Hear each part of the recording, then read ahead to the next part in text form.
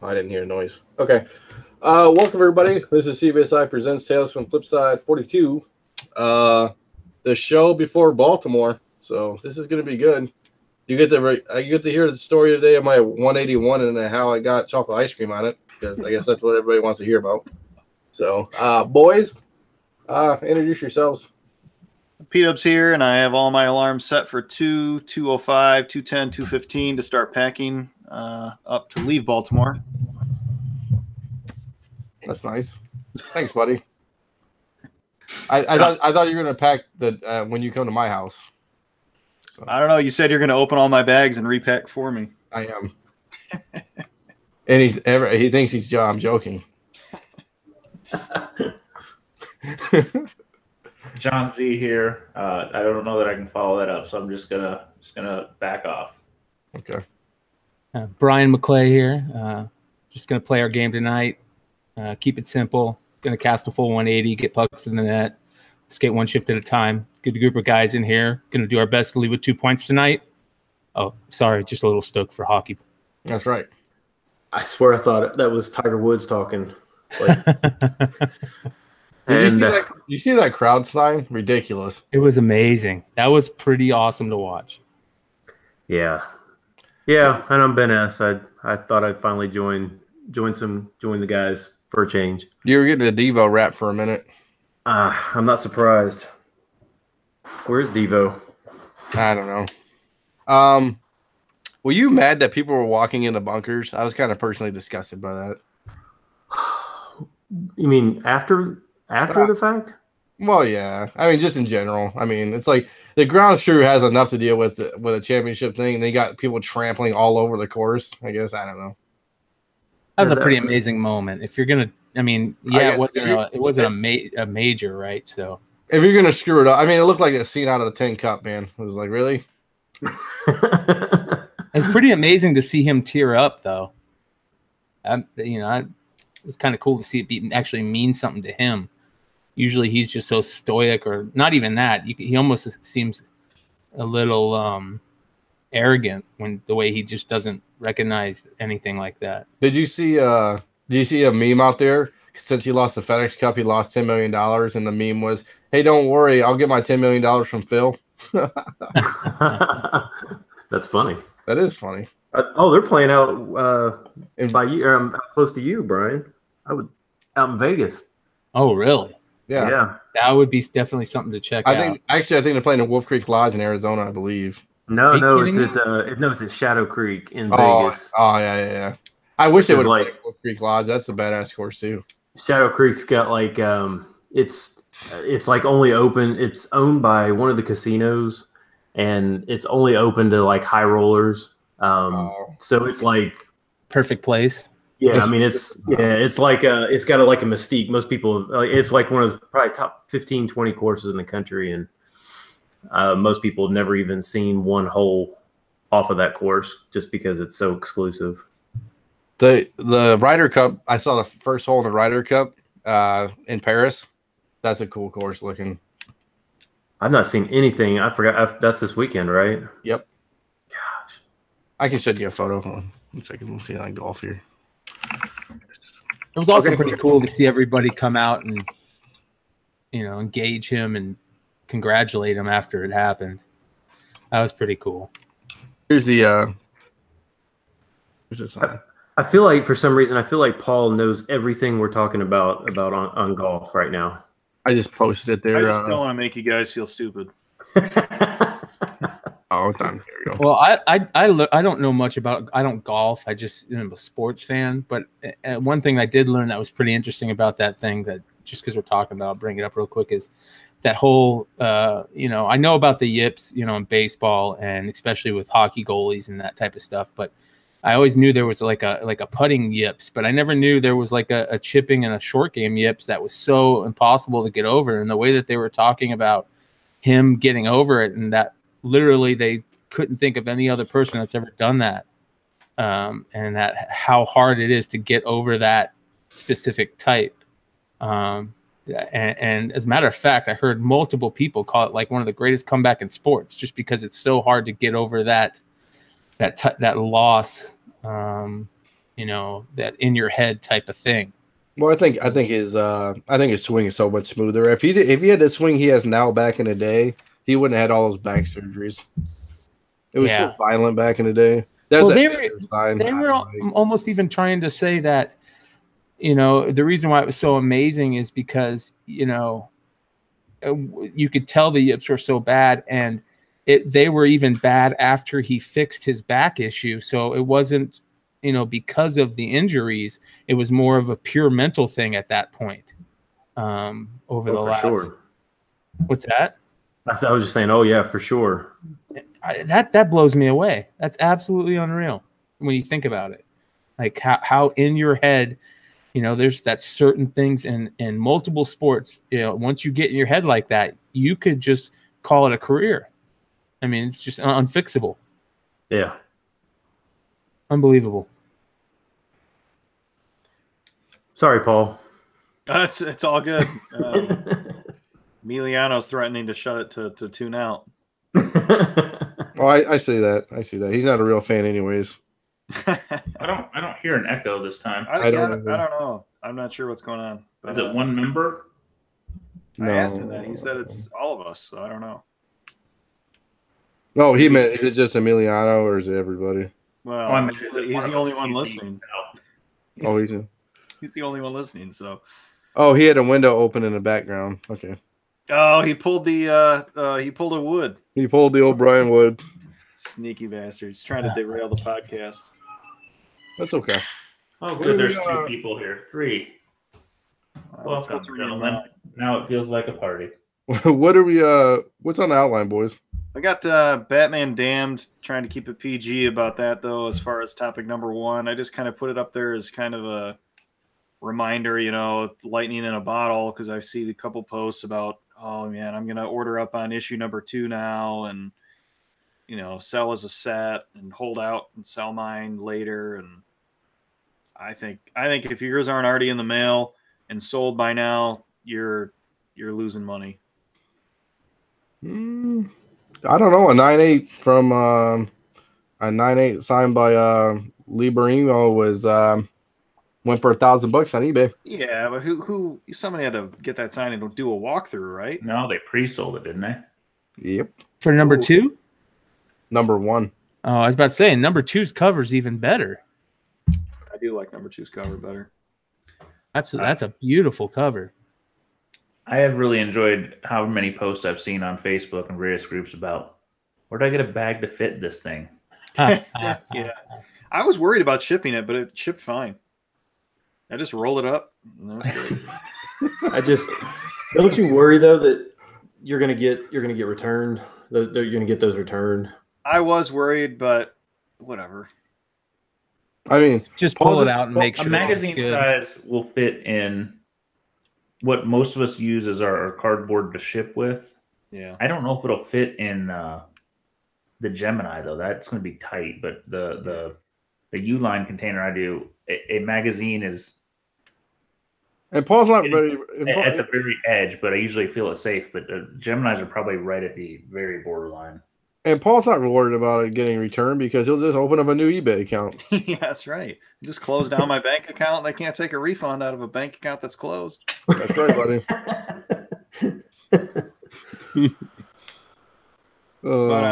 Yeah, I think it's one of those. I mean, we've seen that a couple times, but the one that rings a bell, it's kind of an old one, is the whole Aspen thing. What was it, Harley, or was it a different comic from Aspen that the Batman first was really big, and the Pink Harley, that's another one. So it's the Spider-Man. What was that? The Spider-Man one shot with the Alex Ross cover. Yeah. I can't remember if that was a word thing or if that was a. Do you ever wonder if eBay was tighter on allowing returns, if some of these things would go as high as they do? Would that temper everybody's buying frenzy? Do you know people a lot of this stuff is shill bids, so who knows? Hey, I got a good story for eBay. So we got a neutral feedback. The old neutral feedback saying the comic was in poor shipping condition, and he blamed us. Then he blamed the post office. Then he said, "Stop contacting us." After Regan ripped him a new one. So funny. And then I actually called eBay, and they actually removed the old neutral feedback for us. That's a win. That's a win. Winner, winner, chicken dinner. I'm pretty sure I'm about to get a negative because I get one every year. And then it sits there and annoys you, and it just fell off like maybe 2 weeks ago. Yeah. You're just waiting. You can't keep the 100 because some jerkwad is going to be mad about something asinine, and it's probably going to be a $10 book you sold. It's never the $1,000. No, some guy asked me about a book, and we sold a JSC book. It wasn't like Superior Spider-Man or anything crazy like that. It was like a regular JSC book for like $50 or something. He goes, "Now I listed it at near mint minus, boys." And he said he was going to get it graded. I was like, "For what?" And so he's like, "Make sure you pack it carefully." And we pack, we always pack things carefully, but it was out the door before he sent the message. He's like, "Yeah, I'm going to get it submitted at CGC." I'm like, "Bro, I didn't want to send him like, hey, bro, it's not 9.8, bro." I hope you're not expecting a 9.8 book. Dude, my last negative that just fell off was a guy that tried to do a best offer. I wouldn't haggle on the price. He paid full price. As soon as he got it, he started complaining about the condition and wanted a refund. I said, "I will refund you $5 because that's what it's going to cost me to ship it back. Oh, wow. Take it or leave it. You can refund it and send it all back for free, or I'll refund you the shipping." He said, "I'll take the shipping." And then he negatived me. Nice. And I'm like, dude. He showed you, didn't he? It's that kind of stuff that makes you crazy. And I'm just like, I don't care anymore. I'm like, I'll keep my one negative because it's there. Who cares? I have one neutral now that you guys brought that up, and it says solid packing job. Yep. What is this? That's a neutral, baby. It was neither good nor bad. It was. You didn't exceed expectations, Paul. Yeah, Paul. I mean, you packed all those books for out in England. You figured you'd be a better packer. That's what I'm going to put in your feedback. I'm going to buy something from your store and say that. It was probably Simon. I lost my pizzazz. I'm gonna put. Yeah, you pack better when you're with lemons. Maybe you should put glitter in all of them. Glitter bomb. Oh God, they would be so pissed. Could you imagine if you were to open it up comics and all of a sudden just glitter came out? I still smile when I think about that glitter bomb I sent to that person. I'm going to. Do you ever hear anything about it? Is there any way for you to hear anything about it? Nothing I can discuss on a PG podcast. Oh God! I just want to throw confetti in them now. I'm gonna put. If I was a lemon, it'd probably be back better. Anyway, Baltimore's coming up. I had Con Prep on there as number 2. God! Dino's gonna crack a case while eating a pack of a box of ice cream bars, and yeah, it's gonna be good times. Z's cracked cases, and I've truthfully spent a lot of my time trying to decide what am I on-site grading versus what do I just send and not pay the additional fee, because it's a few bucks more expensive, especially on like non-moderns. Yep, like, I got it. You don't have the economy tier. Like the economy tier, I can do, a couple $100 books for $25 a pop for bronze, silver, golden age. Economy's $50 on site. You what? It's $50 on site for economy. Yeah, but I mean that's it's double almost. Yeah. I tried to keep it half and half of books to pay for the sub, and then the other half is PC books. We'll see. Sean was thoroughly impressed with the books I sent him. He was. No, actually, he was. The Edge of Spider-Verse you got were phenomenal. So that's what he told me. So that's good times. That's good. I guess my thought is now though I have Ozzy going, so I've got an extra bag to mule slabs back. 50 is the limit. Are you guys all flying? Yes. Yeah. I'm walking. I know a couple of guys, Sean and Nate. They're gonna drive from Michigan. They told me if they wanted to mule, if I needed to mule anything back, they would do it for me because they're nice guys like that. So that was cool. But yeah, that's sweet. I mean, I could drive there. I don't think I'd want to try and drive home. Do you should I talk about the 181? Yes. Yeah, man. Please. Okay. So about 6 months ago, I saw on this website somebody had a Hawk 180, 181, and 182 for sale. And it was about, conservatively, it was a 4.0, he said on the post. Has the Marvel value stamp in it for 181. Has 180 and 182 were I think mid grades, like 6s maybe a little less. I can't remember because I'd never seen the books. So it was out in California, in LA, and our buddy who lives in LA, everybody, Big Leg. Woo, woo. So I told him, I set him up with Leg's at work address, and I was like, hey, my boy lives there. He'll get the books. I trust you. No big deal. And Leg's like, I'm super busy. I can't really look at them, but I'll grab them for you. No big deal. Cool. I'm like, cool. No problem, dude. Everything goes fine. The transaction's cool. Like I PayPal the money to him. Leg says, yeah, I got the books. He's cool. No big deal. And then how do you get there? How do you get there? You got on his bike. So he rode his bike. Guy was like a middle-aged guy. Bicycle, right? Yeah, bicycle. Middle-aged guy riding his bicycle. Probably sweating all over the comics. But it's cool. It's cool. I got my books. I'm happy. They're not counterfeit. It's a little legit. Right. So Leg gets them. He says, yeah, you're good, dude. I page counted. I did, I just kind of looked at them. No big deal. So I still haven't seen them. I'm going to see them this weekend. I haven't seen them in like 6 months, but it's cool because I trust Leg and, so Leg goes, yeah, he told me the story. I said, what's that, a stain on this thing? And because there was a stain on the photo and it looked like rust, like a dark brown rust spot kind of on the front of the cover. And I mean, it wasn't massive by any stretch of imagination. It was probably like the size of, I don't know, maybe a 1/16th, maybe. I don't know, like a chip or something, size of a chip maybe. And he goes, yeah, man, I was eating chocolate ice cream, and a chocolate ice cream, I was reading a comic, and a chocolate ice cream fell on the cover. Oh God! I mean, it's hot in California. I can't blame the man for eating ice cream, but over a 181 while you're reading it, what the fuck? Yeah, Maybe it wasn't recently. I was gonna say, was it the Century that he did that? I don't even want to know. Like, so I'm not sure Paul should be judging. So he had, he had one of those. Picture me doing though. Like, what do you really think I would do that? And you boys know he had that big gallon size Kroger's thing for like the big cheap ones you see, not like the half gallon, like it's like the ones you have at a party and you just like Blue Bunny. The big plastic container. He had one of those. Leg. With the little bucket handle thing. Yeah, oh yeah. So I'll get to see it. I don't know. I don't think Leg was able to get the chocolate off. So I think he just pressed it in, tried to make a fudge sundae out of it. So trying to make it bigger. Added a cherry on top. Yeah. Oh my gosh. Leg said it was when he was a kid, I guess. Oh, is that what he said? Is he on?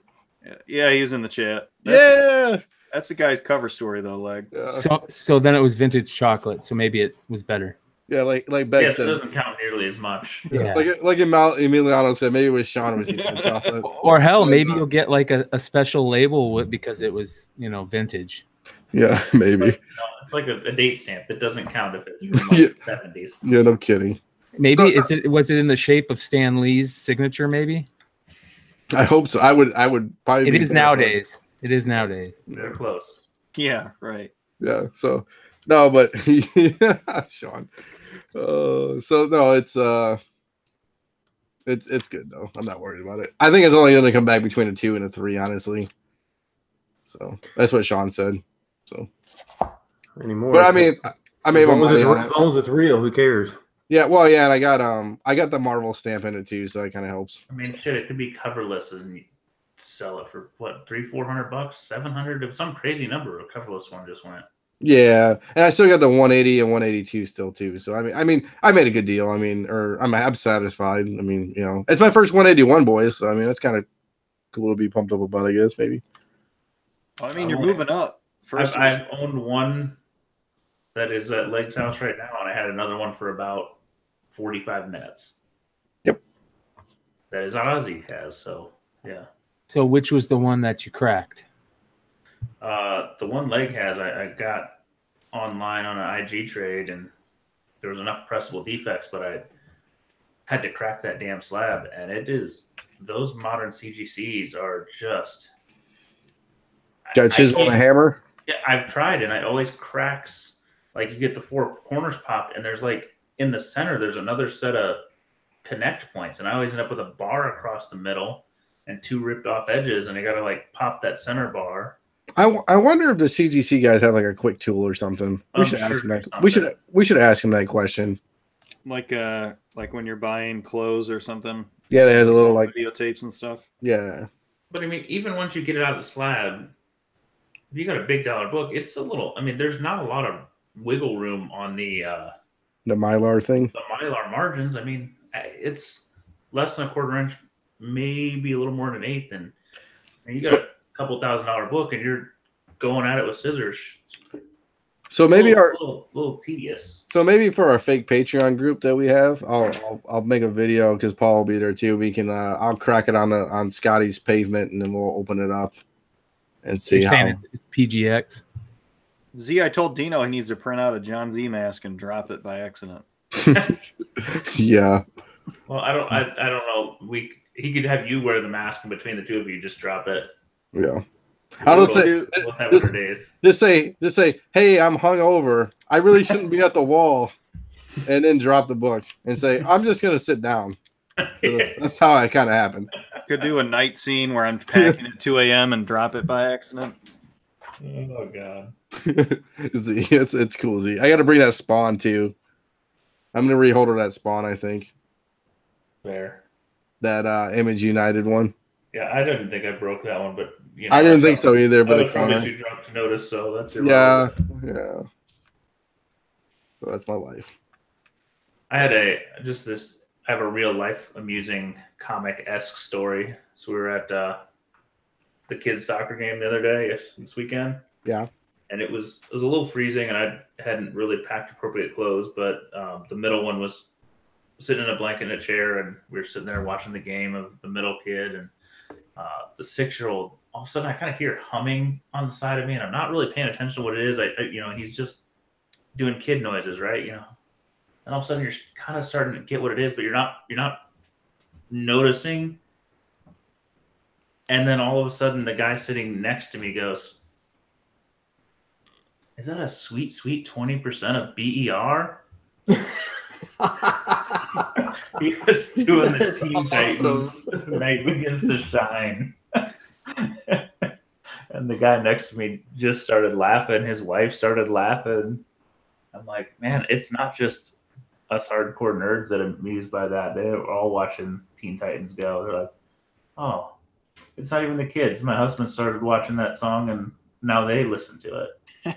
But he basically pulled the little bird scene out of just nobody's paying attention to what's happening, and he's putting it in all of our heads. That's awesome. And just him going, "Is that a sweet, sweet 20%?" Have you guys ever been to a con where the VIP package was worth it? We've been hating on that for Baltimore since last year. You don't want a hardcover book of a book that nobody's ever gonna want? Oh my gosh. Hey, are you gonna do speed? Is anybody gonna do speed? Is there a speed dating thing again this year? I think that's only indie. Oh god dang it. Hold on, I'll research this. I mean, I don't have the speed dating anymore. I'm in a successful relationship now, so with myself. So. Let me message Blind Adam and see oh god. I want to sound the outline. That topic was 3 seconds long.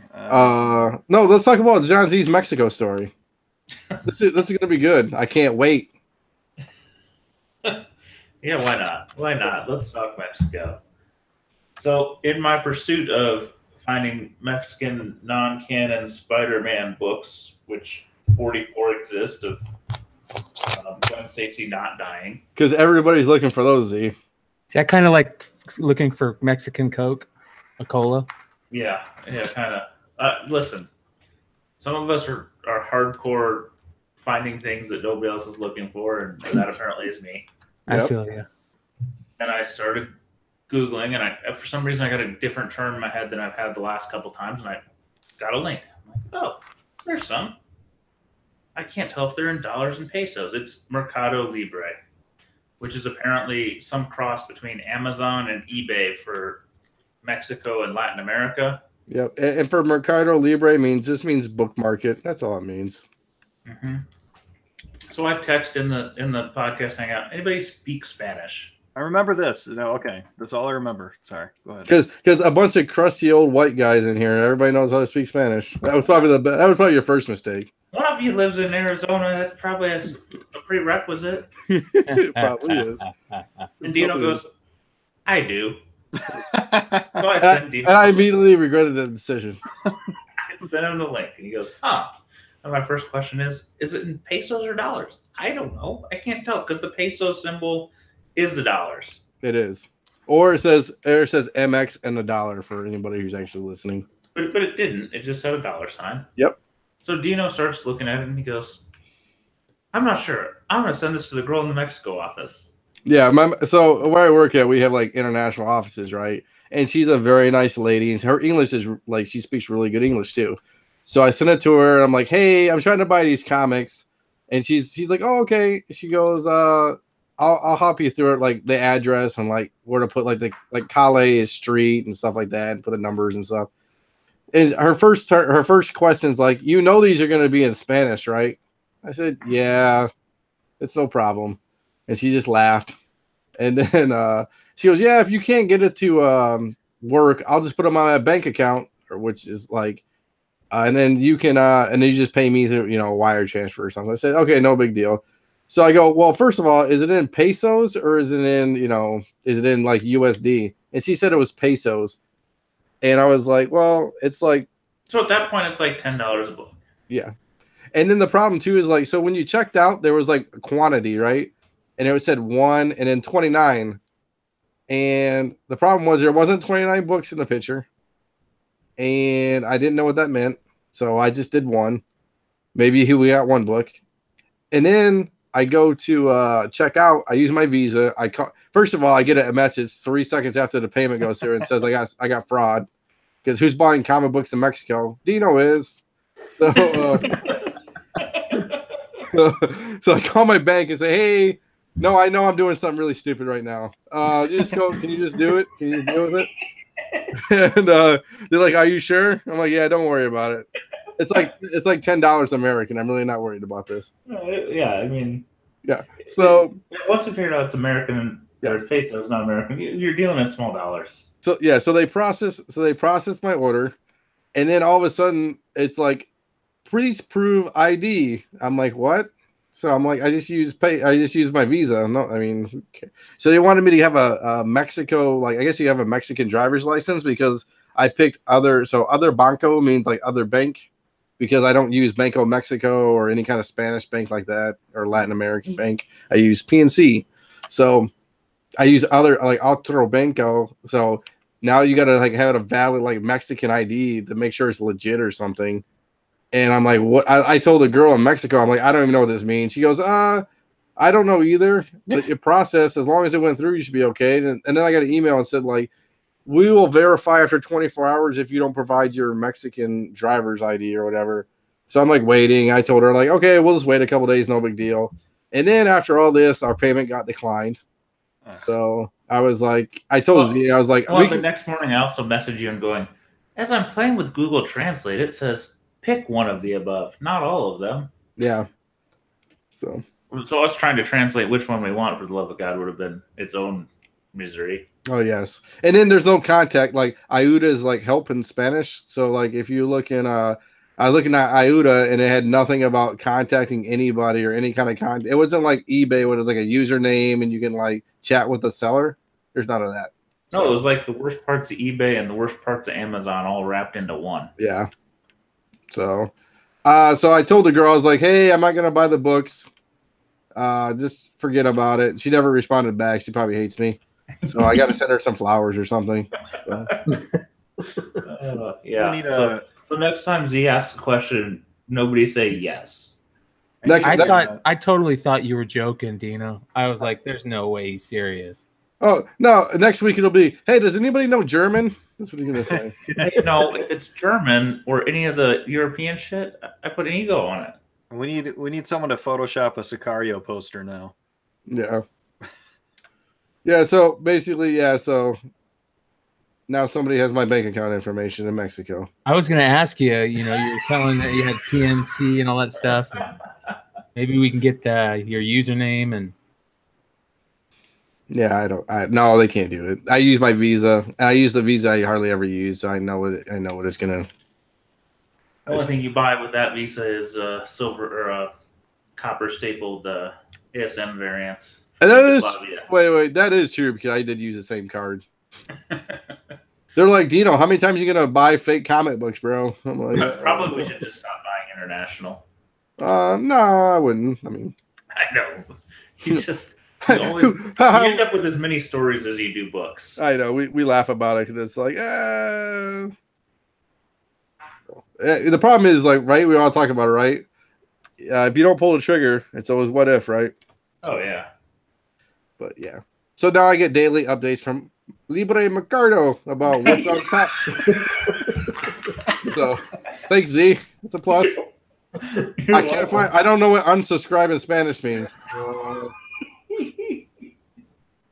All I said is, do you speak Spanish and can you translate? Now I got a bunch of Spanish spam mails too. Yeah. Good times. Great times. See, now Paul's problems don't seem so bad. I'm just rubbing off on you guys. Good times.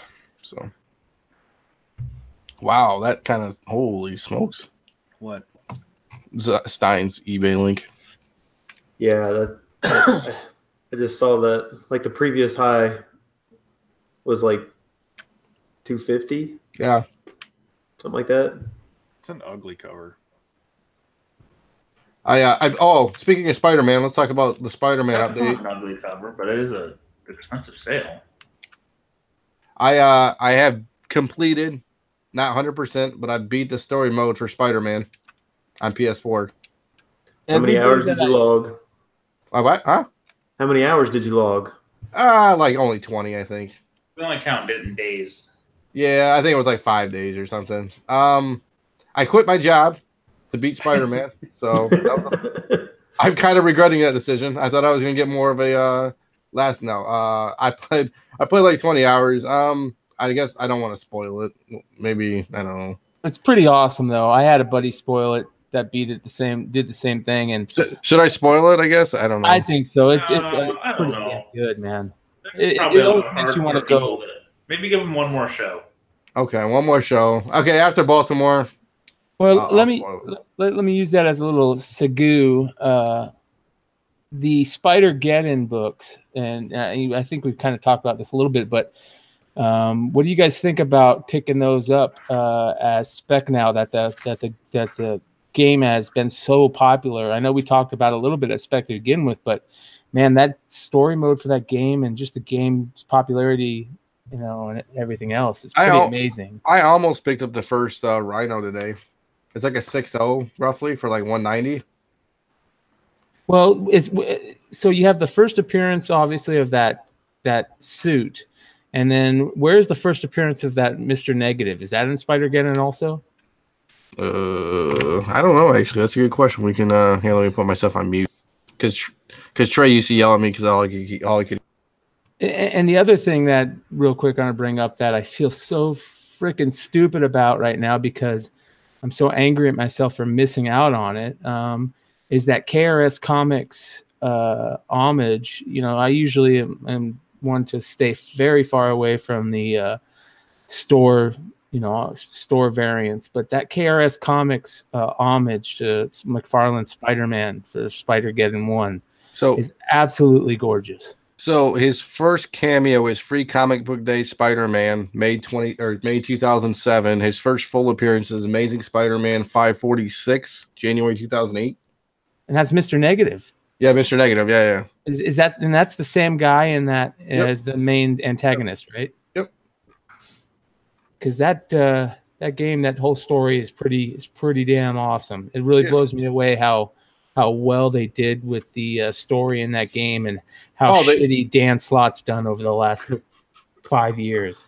The amount of Easter eggs in the Spider-Man game is ridiculous. So the attention to detail, you can tell. Like at the end of the game, they had like a long list of people who works at Insomniac and worked at Marvel and worked on a game. It's like literally 15 minutes for the credits. I saw it like the photo mode or whatever. Where you can Spider-Man takes it. Like there's selfie mode. Yeah, buddy. Yeah, there's the Alias offices and there's Wakanda embassies. There's Foggy's and Hell's Kitchen. And there's like real landmarks too, like the Statue of Liberty and like. This was actually pretty cool. Sorry to cut you off, Dino, but I saw it was on 9/11 or around the anniversary date that I guess there was another Easter egg where the reflection of the Twin Towers could be seen in another. Like if you look at Spider-Man clinging to the building, you could see the reflection of the Twin Towers. When you turned around, they weren't there in the skyline. I thought that was pretty cool. Did you see that in the game? Yeah, I didn't see it in the video game. I saw a picture of it. Yeah, that was pretty cool. I mean, after I beat it, I snapped it in half. So, the game. No. One less out there. So I'm trying to make things rare. Okay. No. If only it came with a collectible comic. Well, I mean, it did, didn't it? I don't think so. Did it? I think it did. I know Del Otto did one of the. He did the splash screen. I was sad I got a PS4 before that one because the red one was dope. The limited edition Spider-Man one. That was so dope. If I could have figured out a way to sell my wife that it was for my kids, I would have bought one. That's dope, man. Is that limited-ish edition for that one? Yeah, it's only. I don't think they did 500. I think. No, it was more than that. Was there? I don't know. 5,000. Some number. So I know there's that Avengers #7 that came out not too long ago. That's the 1 in 10 Mr. Negative variant. That's a pretty cool cover. So maybe that's something to look at spec-wise for that too. I don't think it's gonna be that. I don't know. I mean, it's gonna be very weird. Like, I don't know if it's gonna be that. I don't want to spoil it. I'll talk to you guys off air about it. Well, here's the other thing. They've already talked about that they're bringing some of the details into the comics, and you know what some of those, at least a couple of them are now. You should at least play in the game. So if that gets good, not reviews, but if it's received well, I don't see why they don't do that more often, and especially bring in a lot of the stuff from that game into the comics.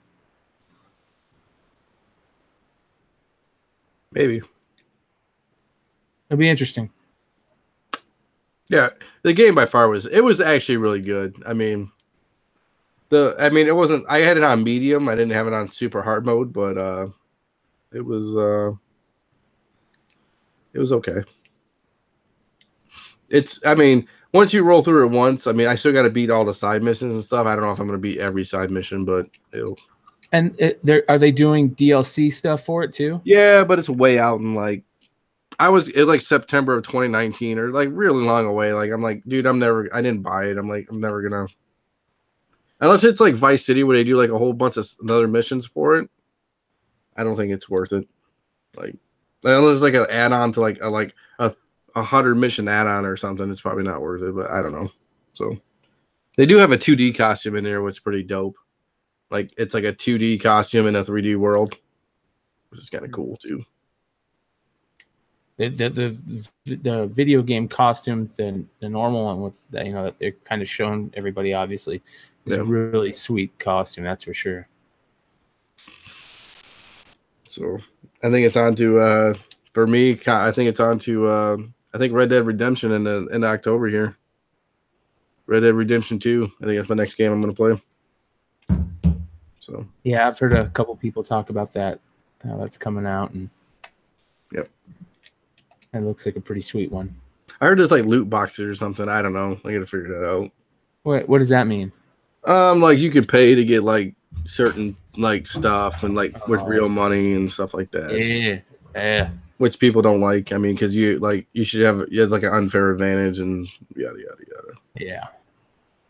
It's almost like the whole auction house thing with Diablo. Yep, that's what they're turning every game into now. Yeah. Hey, Ben, you said you read Skyward? I did. on the Hoopla app since it was free. Now, you read what, 1 through 6? Yeah. Yeah, it's either 1 through 6 or 1 through 5. I think it's at 6 yet, is it? Yeah, it might only be through 5. But I was surprised it was they already had like a volume 1 available to even read the whole thing. Oh, they had the trade paperback come out already? No, it's on. Well, I don't know if it's in physical form, but digitally, it's available on Hoopla for free. Yeah. Thoughts? It was good. I liked it. It's not dark or anything like this. Feels like most comics are anymore. It was more. I mean, it's a good storyline, but it's a little more colorful and I don't know, like millennial-ish, I guess. Which I'm obviously not a millennial, but come on, bro, you're 22, man. I'm double 22. Yeah. But no, it was good. I actually picked up at a store last week. I think I just went through like their dollar bin, and he had like 8 copies of number 1 in the dollar bin. So I bought them all, but I hadn't even read any of it. But it was pretty good. That's been optioned though, right? Yeah, I think it was optioned early on. Yep.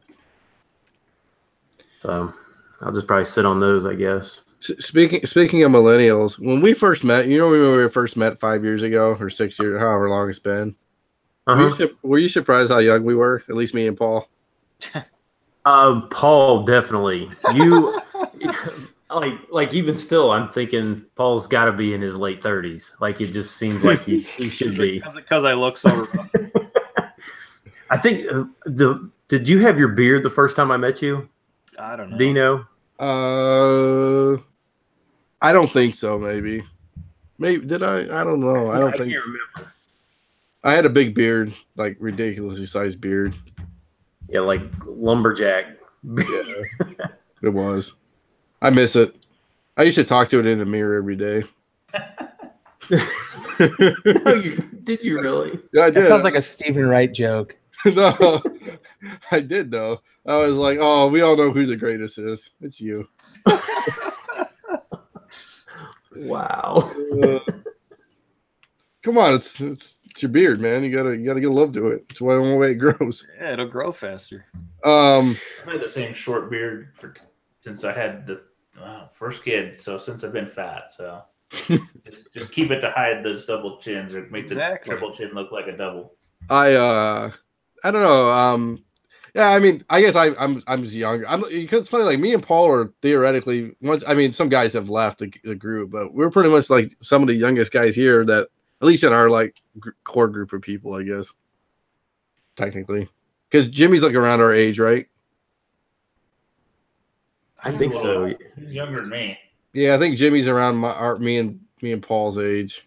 And then like everybody else is you're like older than us. Like Reagan's like 63, so But yeah, well, I mean, I was a little surprised that you guys were both young. I still just don't believe. I really need to get Paul's birth certificate because I don't believe it. He's like a Dominican like middle league player. I don't know if that's a compliment or an insult. Well, I mean, I don't know many 20-somethings that carry around fanny packs and girl suitcases and stuff. I don't know anybody like that. Got to keep you guessing. Well, and the fact that the very first time, I mean, we all shared that one hotel room, and we were all being all nice to each other. We were like, no, you take the bed, and no, you take the bed. And Paul's like, I'll take the bed. And he just went in there and went to sleep. Like, that's how it is in Baltimore, dude. He's like, he just flops down and poor Scotty drives us, and you're like, oh, at least he gets the bed. Nope. Poor Scotty has to bring an air mattress and sleep on an air mattress for 3 days. Paul, some of these guys are old men. Their bones hurt when they wake up, not in a bed. I know. I think this year I might sleep on the air mattress to give Scotty a break. Oh, it's good times. I got to do head to toe, back to back. Oh no, I'll sleep on the couch. Like remember the first year, Ben, where we didn't have enough space. I slept half on the couch and half on that dining room table. And I took like the other half of the couch or something. Oh, it was terrible. It was really bad. I couldn't even get. I got up, all my bones cracked. I'm like, oh, that's a good day. Here we go. Yeah, there was Paul. He's like, oh, I slept great. You had Tony, who's like 72. He just laid on the floor. He just laid on the floor with some couch pillows. It was good times. Oh man. Well, he's a Marine. He can sleep anywhere. I don't know. Well, hopefully Paul has another bathroom experience like he did last year. That was the best. Remember that, Paul? Oh, which one? When we went to breakfast in the morning. Yeah. Yeah, the drinks caught up with me. Oh, the poor kids who walked in had to get their eyebrow burned off, man. It's terrible. Dude, these kids were like knocking on the door for like 10 minutes, Z. And then Paul walks out. First of all, he gets all this food right at the thing and like all this stuff. I mean, he could have fed like 6 people the amount of food he put on his plate. And then he goes to sit down and he goes, oh, that's not a fart. And then just like proceeds to get up and walk to the bathroom. Oh, it's good times. It's good times. And then two little kids, like 6 or 7, are like, Mom, the bathroom door's locked. And she's like, knock on the door. Me and Scotty we stopped and just watched the whole thing. Oh, it was perfect. It was perfect. Good for a story. They're like, you're never too old for dick and fart jokes, right? Oh goodness. Excuse my PG-ness. You guys are going to GoPro this weekend though, right? I know maybe Wood will. I got denied my press pass because I guess the Flipside's not a credible source. So you could have got it. Look, if you filed it under F5, you probably would have got it. Probably not. I would do. I don't know. I think Brian Wood, Simple Man Comics, shout out. I think he's gonna do it, and he's gonna do good stuff for his Patreon group. Yeah, if anyone's going to Baltimore, gets good video, good pictures. I think he's making a compilation.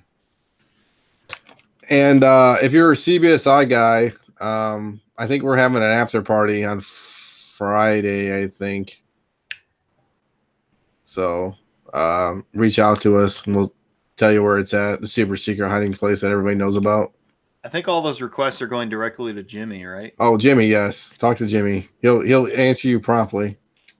He's heading up the party planning. He is a party planner. He's like a 55-year-old mom. Just it's gonna be good times. I think he's gonna bring the orange slices, so that's gonna be cool. So, is that where we were last year or 2 years ago, Sean? What's that? Oh, Sean just typed an address. Oh yeah. Pratt Street Air House. Is that the one that Scotty knows somebody? I think so. What day? The one right across from the con. I wasn't there for that year, so I don't know. Is this Friday? It's Friday, yes. So don't get too hammered, Paul. Okay, Jesus, take it easy. No, I gotta take it. I gotta see if I can keep it light this year. We'll see. Oh, it's like you said that last year, bro, and you ended up getting blasted. There is no light when Sean is involved. I know. Sean, he's in a room with you, buddy. I hope you know that. Me and Sleepy John are gonna share a bench. Oh God, it's gonna be terrible. And then you're gonna share Sean's bed, like last year. Killing me. Oh man, what else is on the outline? Sean and I are going to close down the hotel bar again. Oh God. Hey, Paul did that last year with Sean, I think, right? I just remember we were there the last night of a bartender. Like he's like, I'm quitting to go walk across the street. He's like, fuck, I don't care. Buy all you want. All I know is I'm getting a cheesesteak in Philly again. It's gonna be dope. I can't wait. At what's that place, Paul? I want to say it's Tony's, but that's not it. It's let me look right now. The best one right across the street from Tony's. I don't know what it's called. Big John's. John's Steaks. Right? I know Aren't they for like some- those good John- Philly John's places roasted pork. It's gonna be awesome. usually have like the competitor right on the other corner? Yeah, this one, the other one's like right on the corner, but actually, it's funny because the pork's better than the cheesesteak, if you can believe it.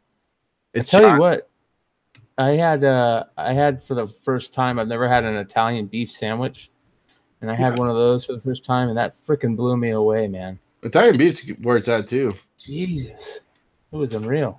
Sorry. But yeah, so I might get the pork this time. I got to break the keto diet for roasted pork with some bun, some bread. I've actually went off keto as of this weekend for the week because I'm like, I think my body needs to store some glycogen, just Some to carbs. Some carbs. You need to build up some carbs for some alcohol immunity. Okay, so right now I haven't been drinking a lot, so my tolerance is like poor. I don't know if this is a good thing or a bad thing. I mean, I don't drink that much anyways, but still, it's like You don't want to go into this weekend in a weakened state, man. I've been It's like Batman or Superman taking on Batman, and Batman already put kryptonite on you. Yeah, I mean, well, I don't go late. I don't go drink for late. I kind of just set my own pace. So, did anybody know if is Beggs going? I haven't heard too much from Begley. if Sean's listening, he'll probably know. Bagley's not going. I don't think he's in the loop. Did he go year before last or just last year? No, I haven't. He hasn't been. Was he there last year? Yeah. No, I haven't heard from him. Is Josue going? I don't know. I haven't heard from him either. I don't know. I have no idea. It'd be Leano. I know, buddy. Well, it's where Scotty takes me, man. Yeah, I can't yell at the man. That's his city. So he told me where to go. Begley is going, supposedly. Go. I've not met Jimmy B. He's a very nice dude, man. Very nice. So no Josue, no Joe Swagga. That's gonna ruin our night. But I can't wait for I hope Joe Cheese coming. I don't know if Joe Cheese coming. He usually sneaks out for the day. Yeah, Cheese, where you drink at Chi? Because him and Jim are gonna go. It's gonna be hilarious, man. Does he live nearby? Chi? Oops. I think so. He used to live by my cousin back in the day. He's within a reasonable drive. So so him and Begley will have a rekindled connection because Begley got him hammered at the bar. It was I good didn't even times. see him the next day. Oh, dude. It was like Sleepy John. Yeah, basically, Z, every time Chi didn't have a drink in his hand, Begley would go, "Hey, Chi, where's your drink?" I'm so glad it was focused on someone else. Maybe it'll be you this time. No. Yeah, buddy. We're gonna put you down, I think, for the count. like that night at John's Corner Bar. Remember that night? Dude, that was something. I haven't Trying to drink with me? You don't want to see that, son. God, I was a pro drinker back then. I don't think I've been that drunk since the bachelor party. That was a Z, lot. he puked like 6 times in the bathroom. I almost went back the next day and like gave him a 20. Be like, sorry, you with me last night. And John and Dean was like, just let it go, man. Yeah, it happens all the time. Dude, and the problem with John's Corner Bar is it's such a, I'll be PG about it, not a very nice bar that what our president calls Haiti. So it was so it leave the men's door open. Let's just put it that way. So, yeah, it was small and the men's door was propped right. Oh, yeah. Anyway, what else? Next topic. I can't wait. I'm honestly, boys, I was telling the boys earlier today, I'm more stoked about just hanging out with the boys and picking comics because I haven't had a vacation in like a long time. It's like my first like vacation of the year. So yeah, I'm good. I'm excited. Start some packing tomorrow. 40 pounds of packing for Paul. It's gonna be good times. I know. I took Thursday off just to prep. Are you coming? When's your flight, Z? I fly in Friday. I think I get there at 8:30 maybe. In the morning, obviously, right? Yeah. When's the show start? Noon? Noon, I'm thinking. No, 1. I was surprised how late they opened on Friday. It's only 1 to 5. Oh, that's good. I thought we had to get out like really early for. It doesn't start till 1. I'll double check. Because we got to drive from. Oh, I'm sorry, 1 to 7. But yeah, it doesn't start till 1. But I don't think it's up till 7. I think it's like the 5 or 6. I think the floor may close at earlier 5 sometimes. Yeah, yeah. Which is okay. That's probably enough time for day 1. What closes at 5? I don't know. Sean says 1 to 7 Friday. Yeah, but leg is it the whole day though, leg, or is it the main floor stops at 5 and they have like cosplay night or whatever the hell they do? No, they do cosplay all night. It probably makes sense 1 to 7, but I'm sure by 5 we'll all be like, let's get a drink. Yeah.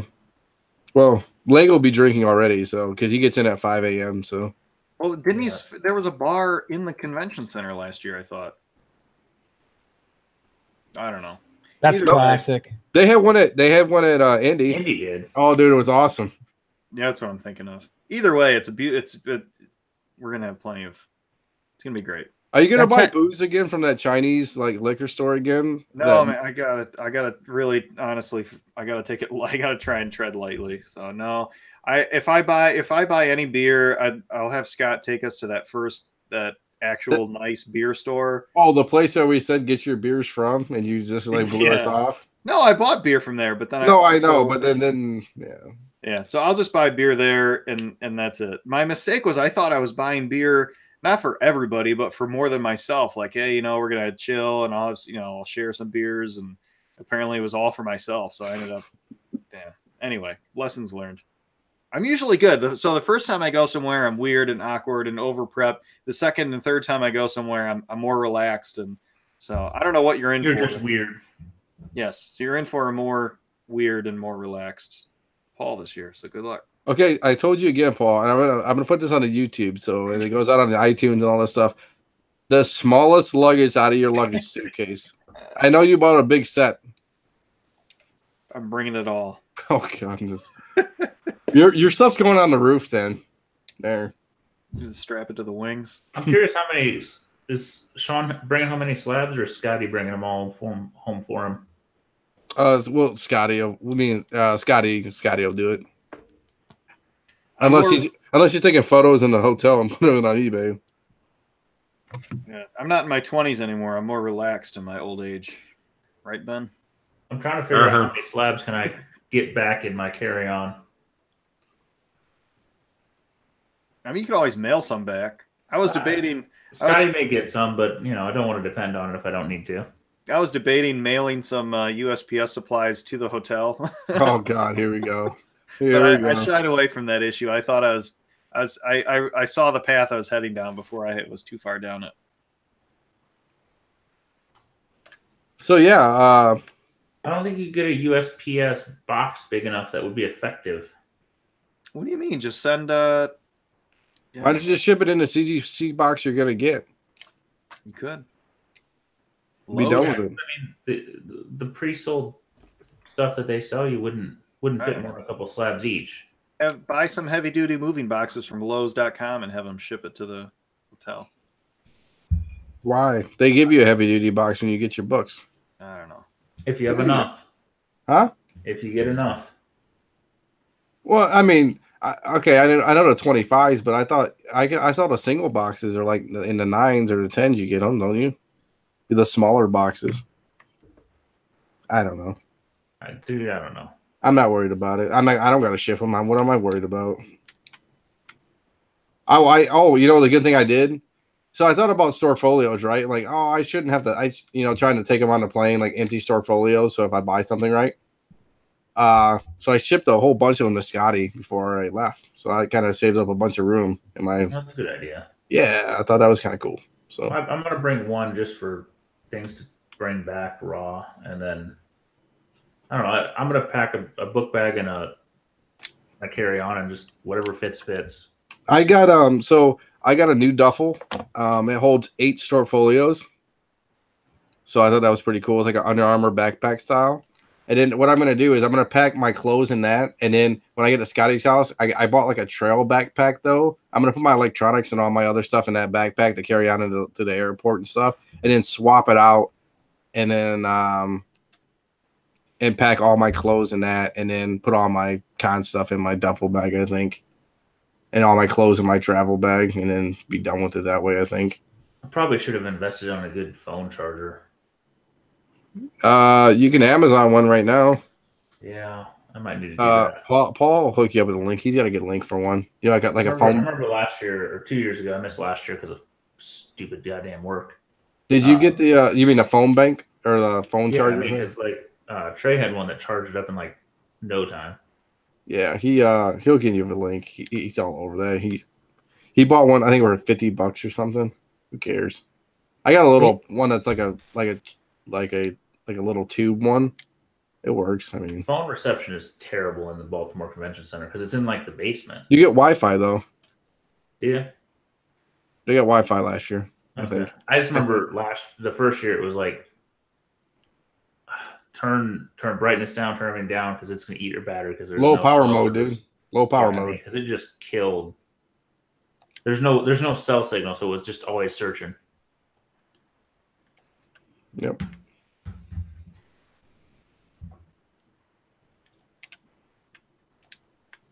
I think it's gonna be a good time. I'm super excited. I'm kind of scared how many people are going, man. A lot of people are going this year, like more than last year. Yeah, but a lot of them we've already met. Yeah, I mean, there's new guys, so that'd be cool too. You guys order the Baltimore shirt? I did. Yep. I gotta support the fam. You know, I know he got a mouth to feed himself, and begs. Hey, did you get a phone charger, Paul? Like one of the rechargeable ones? Didn't you buy one? Can you send that link to Z? Because Z's looking for one. Oh yeah, I bought my buddy recommended this one. I like it so far. Did you get is it Prime? Yes. What phone do you have, Z?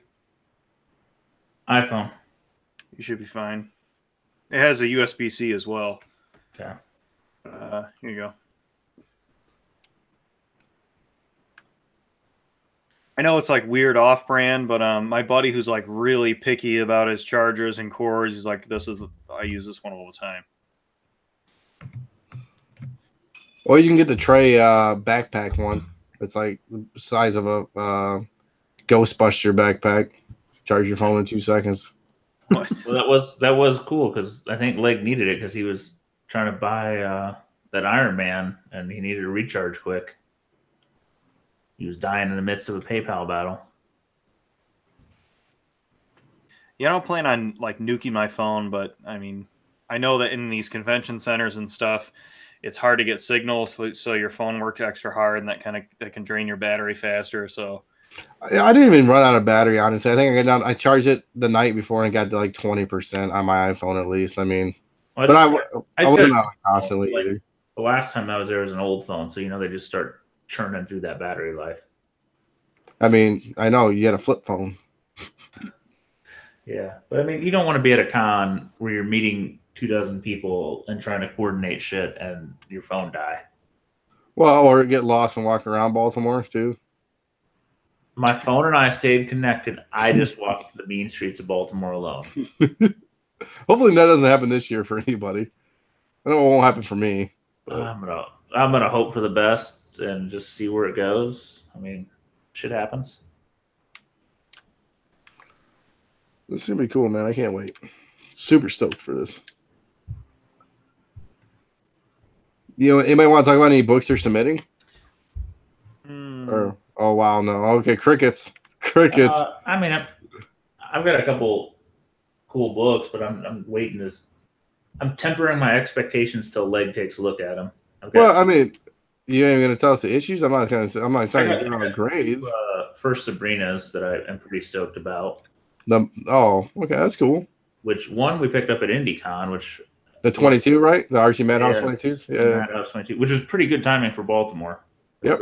That show, is it out or starting next week? It's starting next week, I think. So that's pretty good timing. And if you've looked at the census, there is nothing. I bet. I mean, there is a 9 and a 9-2 qualified, or maybe I'm reversed on that. Hey, After that, there's nothing above a 7 or 7.5. You better speak nicely. He's pressing your books right now. And eating ice cream. Yeah, for sure. Well, I just when I feel I'm a pretty good creator, but once you kind of get a little personal on some of these books, you get a little Overzealous, like you want something to be something it's not. yeah. So like sometimes you need that second set of eyes to go temper your expectations, bitch. Yeah. Did you? But there's no way they're worse than 6s, which is pretty rare on that book, and maybe there's a little upside on one of them. That's cool. And that means they're all pretty solid books. I've got a Ghost Rider, first Ghost Rider Marvel Spotlight 5 that I picked up cheap that doesn't matter where it grades realistically. It's just it'll be my copy. I got a restored one. I got a restored one if you're looking for one. I wasn't, but you never know. I was going to tell you. I picked up that Ben Stein will like this. I picked up a modern 1-100, buddy. Which one? I picked up the Quesada Miss Marvel, or is it Miss Marvel? Which one was it? Hold on 1 second. I'll put the photo, or I'll put it in there. The Life of Captain Marvel, the newest one? Yep, 3C. Here, I'll put it in a little group chat. I thought Quesada 1-100 retailer incentive. It's a cool cover too, I think. I mean, oh yeah, I like that one. I bought 2 of them from my comic shop for like $80. So maybe I'll do well on it. I don't know. Sean just said probably 9/8. Oh, buddy. I gambled.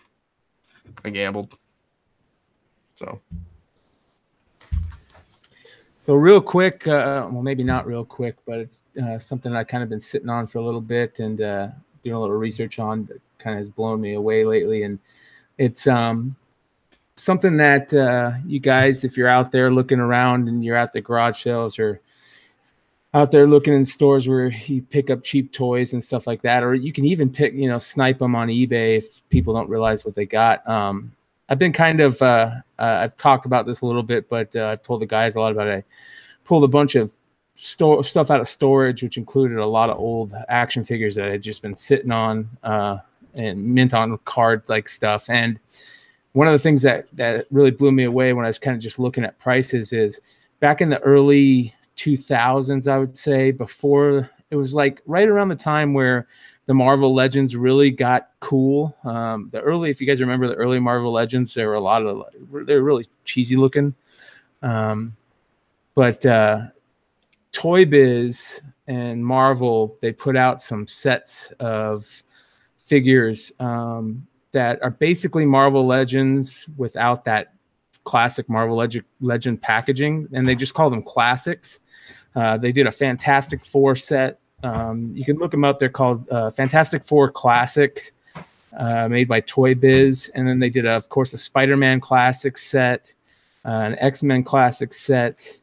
And some of these prices on these things are just ungodly. For example, real quick, the one that everybody looks for that's kind of the grail, and it's actually I remember back in the day, this is what kind of took me towards them back when I was first buying them, that you could just never find because it's one of the best sculpts out of any action figure, in my opinion ever, is the Fantastic Four Classics Dragon Man figure. If you guys want to look it up, it's really cool. It sells for raw or loose. They'll sell for $400. And one sold on August 6th for $395. It looks like a gargoyle. That's exactly what it is. It's the Dragon Man from the Fantastic Four comics, and it's like like Gargoyles, the cartoon. Oh yeah. And mint on card, it's almost impossible to find. But you look at some of these other figures, and there's a Spider-Man from the Spider-Man Classics line. There's some really, really famous ones that people look for. One of them being what they're calling the McFarlane version, and it's the superposable Spider-Man one. And mint on card, that will sell anywhere from $250 to $400. Raw, it can go up to $200, or raw loose. some of these figures are just some of the best sculpts of any action figure ever made, and they were very rare. They're very hard to find. The ones that I picked up, and I only picked them up back in the day because I like the sculpts. And this is another really famous one. It's the Spider-Man Hulk mishmash that was from Web of Spider-Man 90, I think it was, where Spider-Man got, for some reason, he got the Hulk. You know, he just turned into Hulk, and he's in the Spider-Man costume, but he's big and hulked out. And that figure raw can go anywhere from like $50 to $150. And mint on card, I've seen it sell for $400, anywhere from $150 to $400. Dude, there's so much stuff I don't even know to figure about. out what the Toy Biz was related to Legends, so it's kind of some cross-referencing each other. Yes, they're basically, in my opinion, and I haven't gotten too deep into this yet, just because I'm just blown away by some of these prices, really, and I've just been going crazy on trying to figure out which ones are but any of these figures from those lines, if you look at the X-Men line, there's an Avalanche figure that sells for like $200 mint on card. From the Fantastic, because nobody likes Avalanche. From the let me go through some of these other ones that are just absolutely beyond believable. So have you ever found any of these figures looking at cons? Like, just yes. The best place for me that I've found these, and you guys will know what I'm talking about. There some places in your cities you might have the stores that are more toy centric. And for example, here in Phoenix, we have this place called Collectible Marketplace, and it's like a flea shop type atmosphere where you can buy your own little corner area, and people just put loose figures in bins. And you'll literally be going through these bins, and they'll have, you know, figures $3 a piece, and they'll all be loose figures. And you'll find these figures in there, and you'll sell them loose without any accessories. You know, they're just not too long ago, one of these Avalanche figures sold without any accessories for $70. And they sell on a regular basis like that. There's some of the ones that are really well known, and you guys probably know about this. And the reason why is because it also comes into the comic world, and DeVoe's going to kill me for this, but I'm kind of let it out of the bag. Is it's out of the bag. Obviously, people know about it, but the classic Spider-Man Classic KB exclusives, which were Scarlet Spider and Spider-Man 2000, they have the comics in the back. And everybody, you know, this is one of the most famous comic variants, which is the Spider-Man 2000 white variant. And, you know, that comic alone in good condition, which is almost impossible to find in good condition because they get creased in the packaging. But, you know, with the modern wonders of our good friend Leg and his pressing abilities, I imagine, you know, you send some his way and you can turn them into some gold. But you can find these guys, you know, for decent prices, you know, mint on card, to where you can make money if you pull the comic out and then sell the figure loose, because loose you can sell the figures for, you know, up to $50. You know, and then the comic, I don't even know if there's how many are on the, you know, their CGC 9.8s, if there's any.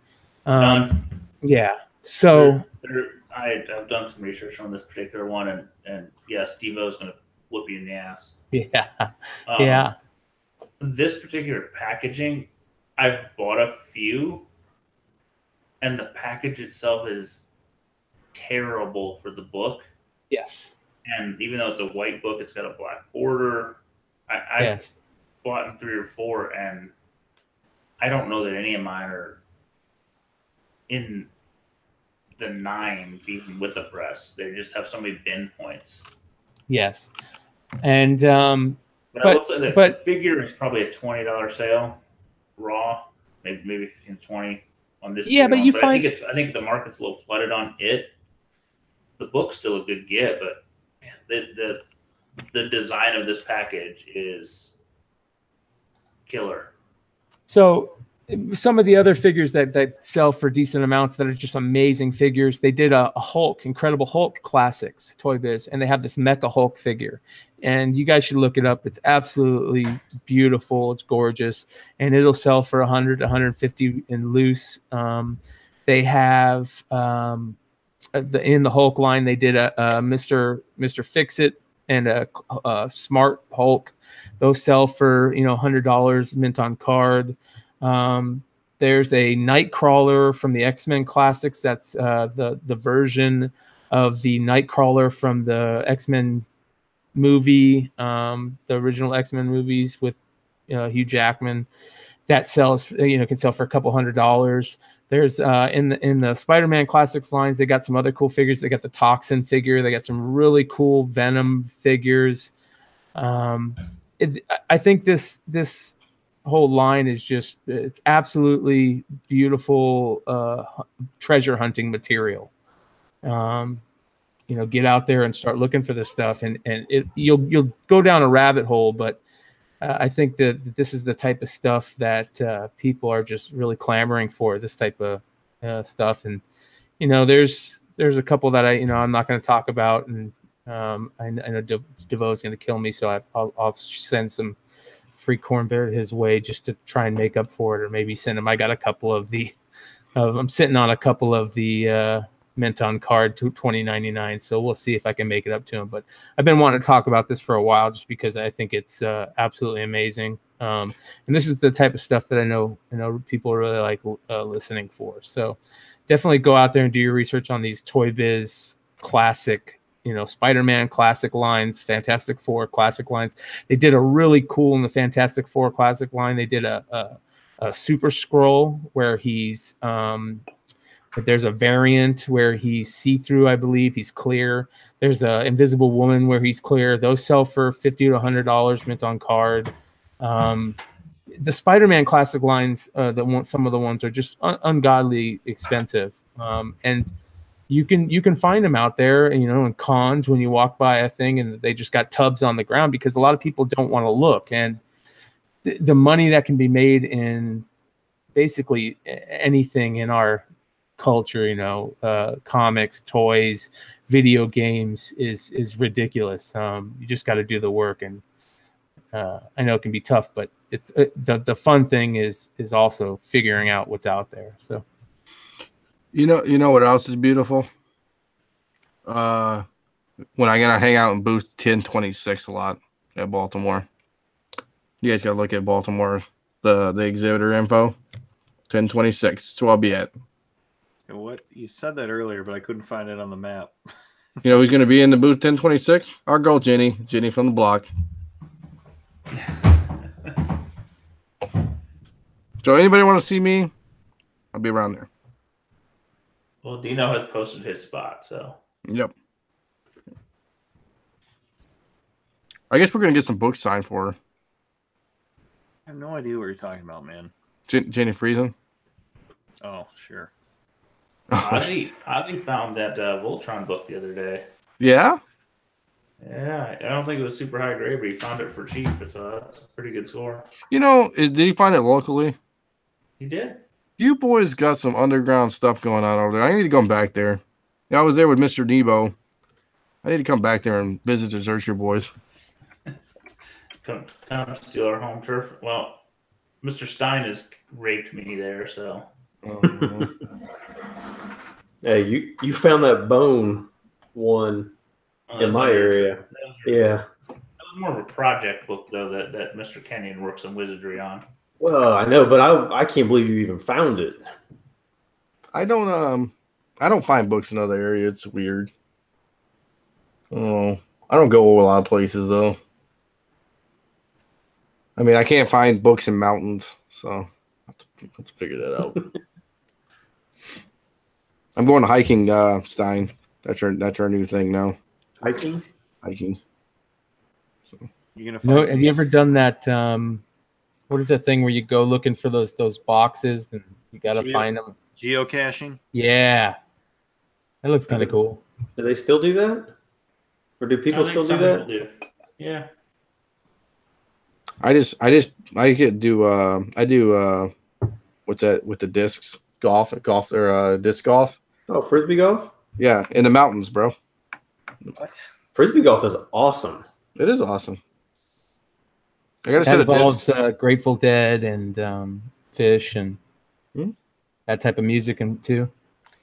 I did a backyard triathlon a couple days ago, boys. It's we do this tournament every year, and it's ladder ball, bags or cornhole, or in washers, and there's a big round robin. There was like 10 or 11 of us. I literally threw the games of my life and came in third place. I was so mad at myself. So mad. But yeah, so hiking might be the next adventure I might go on. Maybe out in Denver. Anybody know any good shops in Denver? I should talk to Keith. There are some good shops in Denver. There's a couple when I was out there 2 years ago down in Colorado Springs that I found some pretty bizarre. I mean, that's all I ever find is the obscure books. But yeah, there was a store there that they had some pretty obscure variants and crap like that. Go talk to Chuck. Yeah, I could do that too. Hey, I found that Same Man second print in their store for Trey. So at Mile High. So I can't ever say anything bad about Mile High. Yeah, that second print is one of those that you always look for and you're like, man, that's gonna be cool to find, and you never do. I got that Batman 121 from Mile High on Christmas for myself. That Keith, and remember Keith found that Launch. Supergirl, yeah, for $10. Jesus. I don't even look on their website anymore. Is that terrible? I've bought some stuff, and 3/4 of stuff gets canceled. And they don't even tell you. I was just about to say. I've never had something good to not get canceled. I had it canceled, but like they never even sent me an email. I've sent them 4 requests of, hey, did this get canceled? They don't even respond that it did or didn't. You know what store I don't shop at anymore? Atomic Avenue. Well, that place is. I mean, you just have to buy everything and assume you're getting 10%.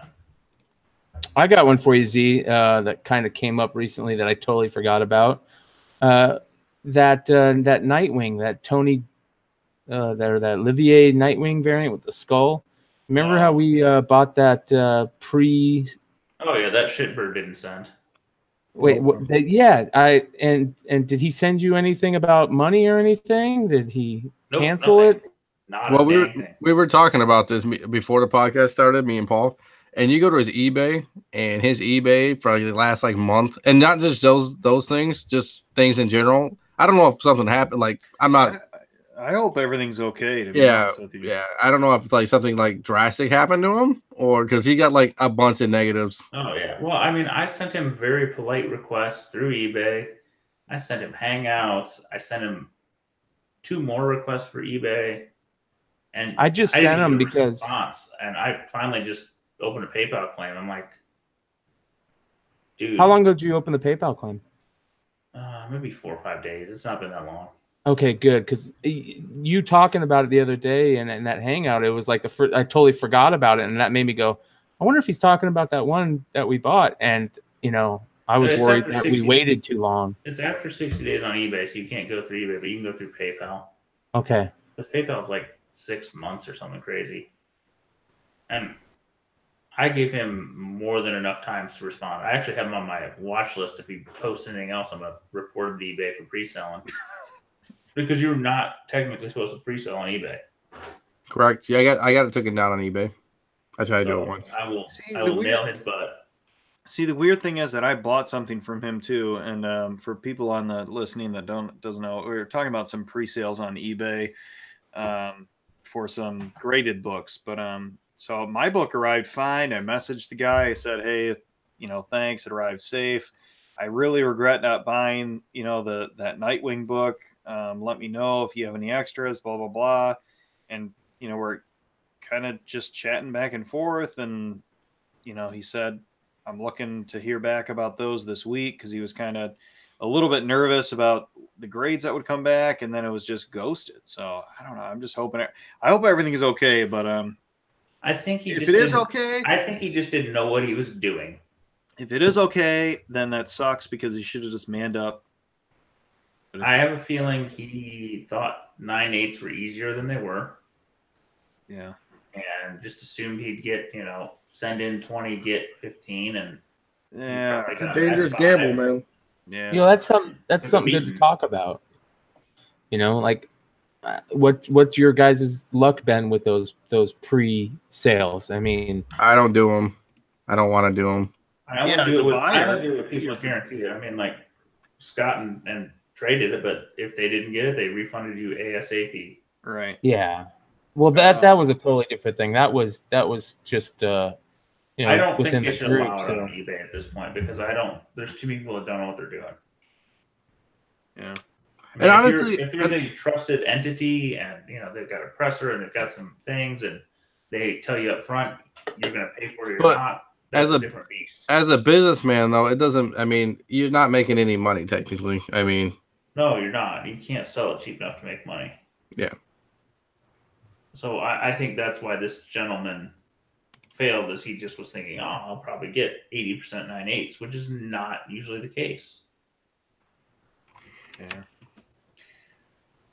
It's a tough road, but I don't know.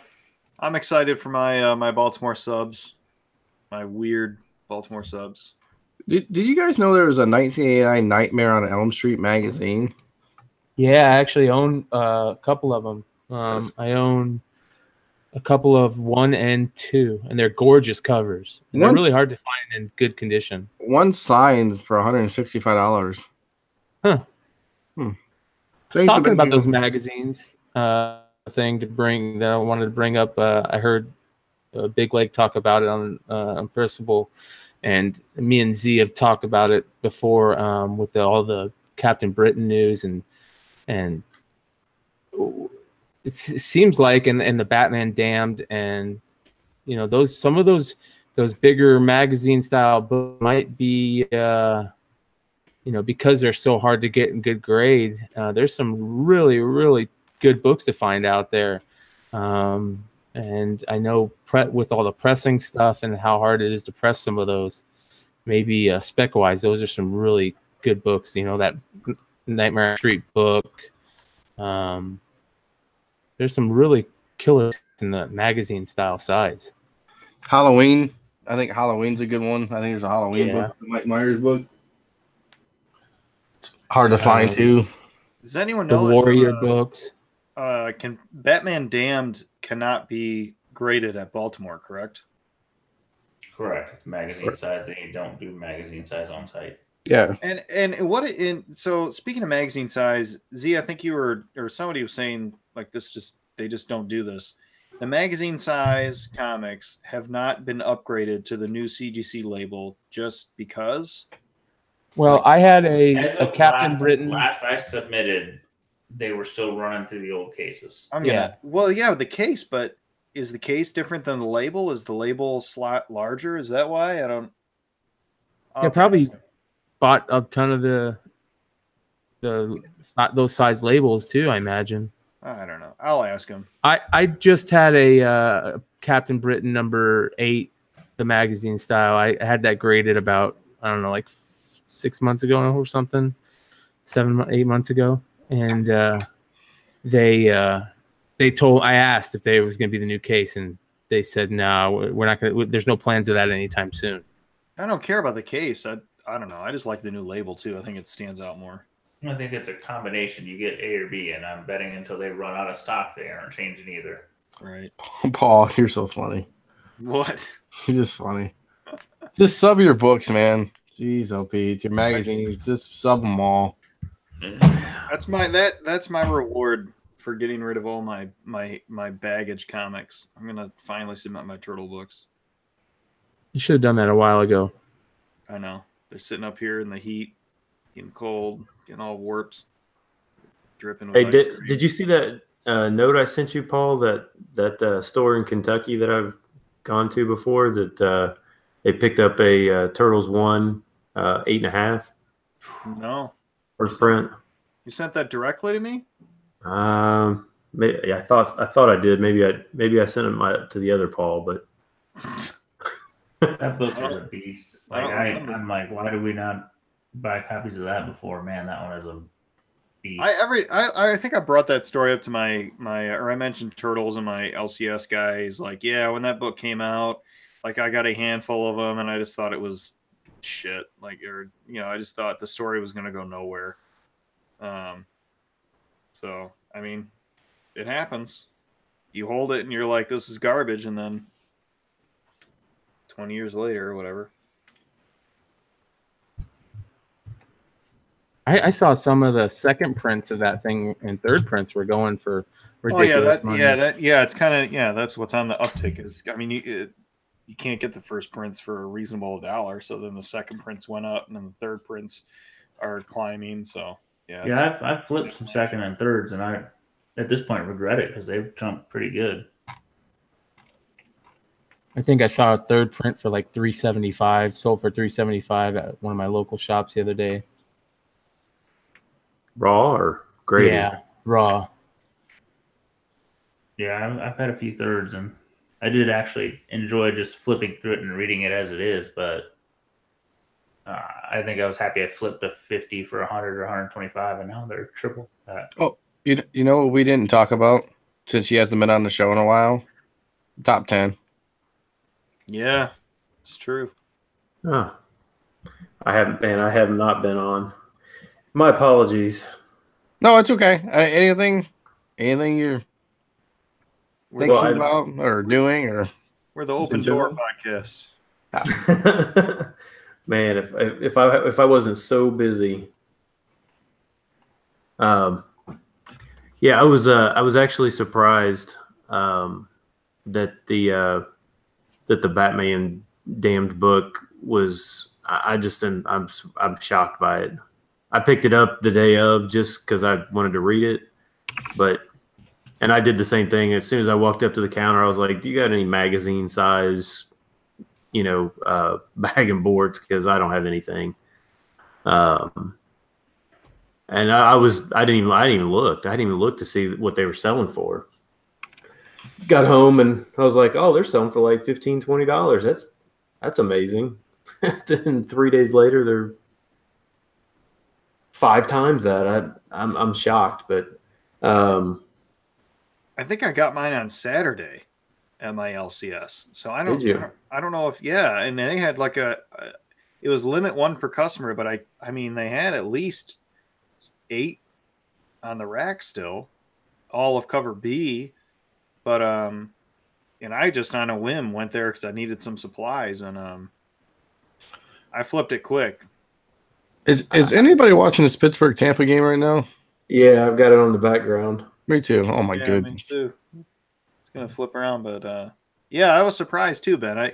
And I think it's just a lightning in a bottle thing where issue 2, we talked about that earlier, but I don't know. Go on about the top 10. I cut you off, man. Go ahead. No. I think the book. I mean, it's obviously hit other media outlets, and I think that's probably.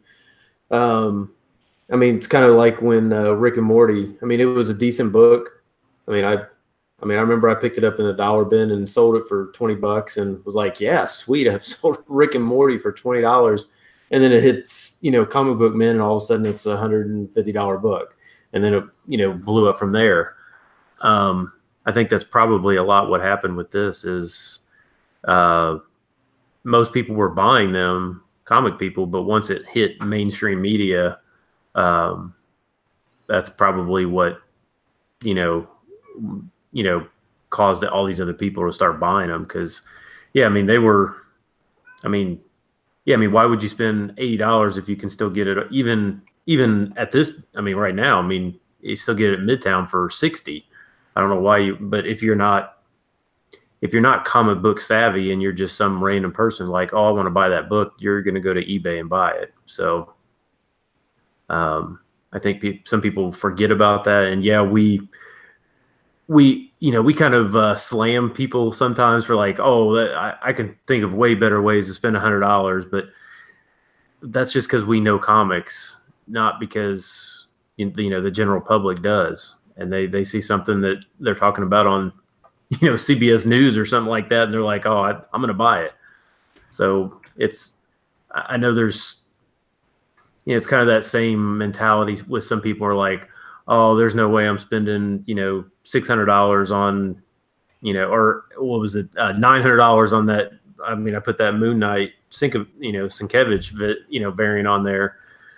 And people are like, oh, I'm not spending, $1,000 on that, on a modern. I'm spending on a Silver Age, whatever. But you can't think like that. These people you've got to expand what your collecting habits, your collecting spectrum. You just kind of have to think outside of I'm only buying silver keys, and just stick with that crap and think that you're going to just live and retire on that. Some dude's got 2 Grail variants, moderns for sale right now. A 9.6 Wolverine Campbell signed, and a 9.6 Amazing Spider-Man 678 signed by like Dan Slott and Stan Lee and a whole bunch of things. Well, I was talking. What Stein was saying is, I think sometimes we judge people buying stuff that doesn't make sense to us. I spend ridiculous amounts of money on things that you guys look at me and go, "What are you doing, Z?" That is true. 14 Crow ones. $13 in Mexico for a Spider-Man variant. I've spent more on a Spider-Man Mexican comic than I care to think about, but I know the rarity. I know what it is. But you're like a niche. You're like an obscure niche collector, though. I mean, that's your thing. But it's cool, though. I mean, but I don't. Some people want the modern. If that's what they want to buy, let them do it. Collect what you want to It collect. makes my head hurt sometimes. I sold that Legacy X-Men book this morning because nobody else was listed really quick. I'm like, okay, somebody wanted it. Good, great. That's me on the pickups page these days. I'm just buying what I like. I don't even post pickups anymore. I showed it.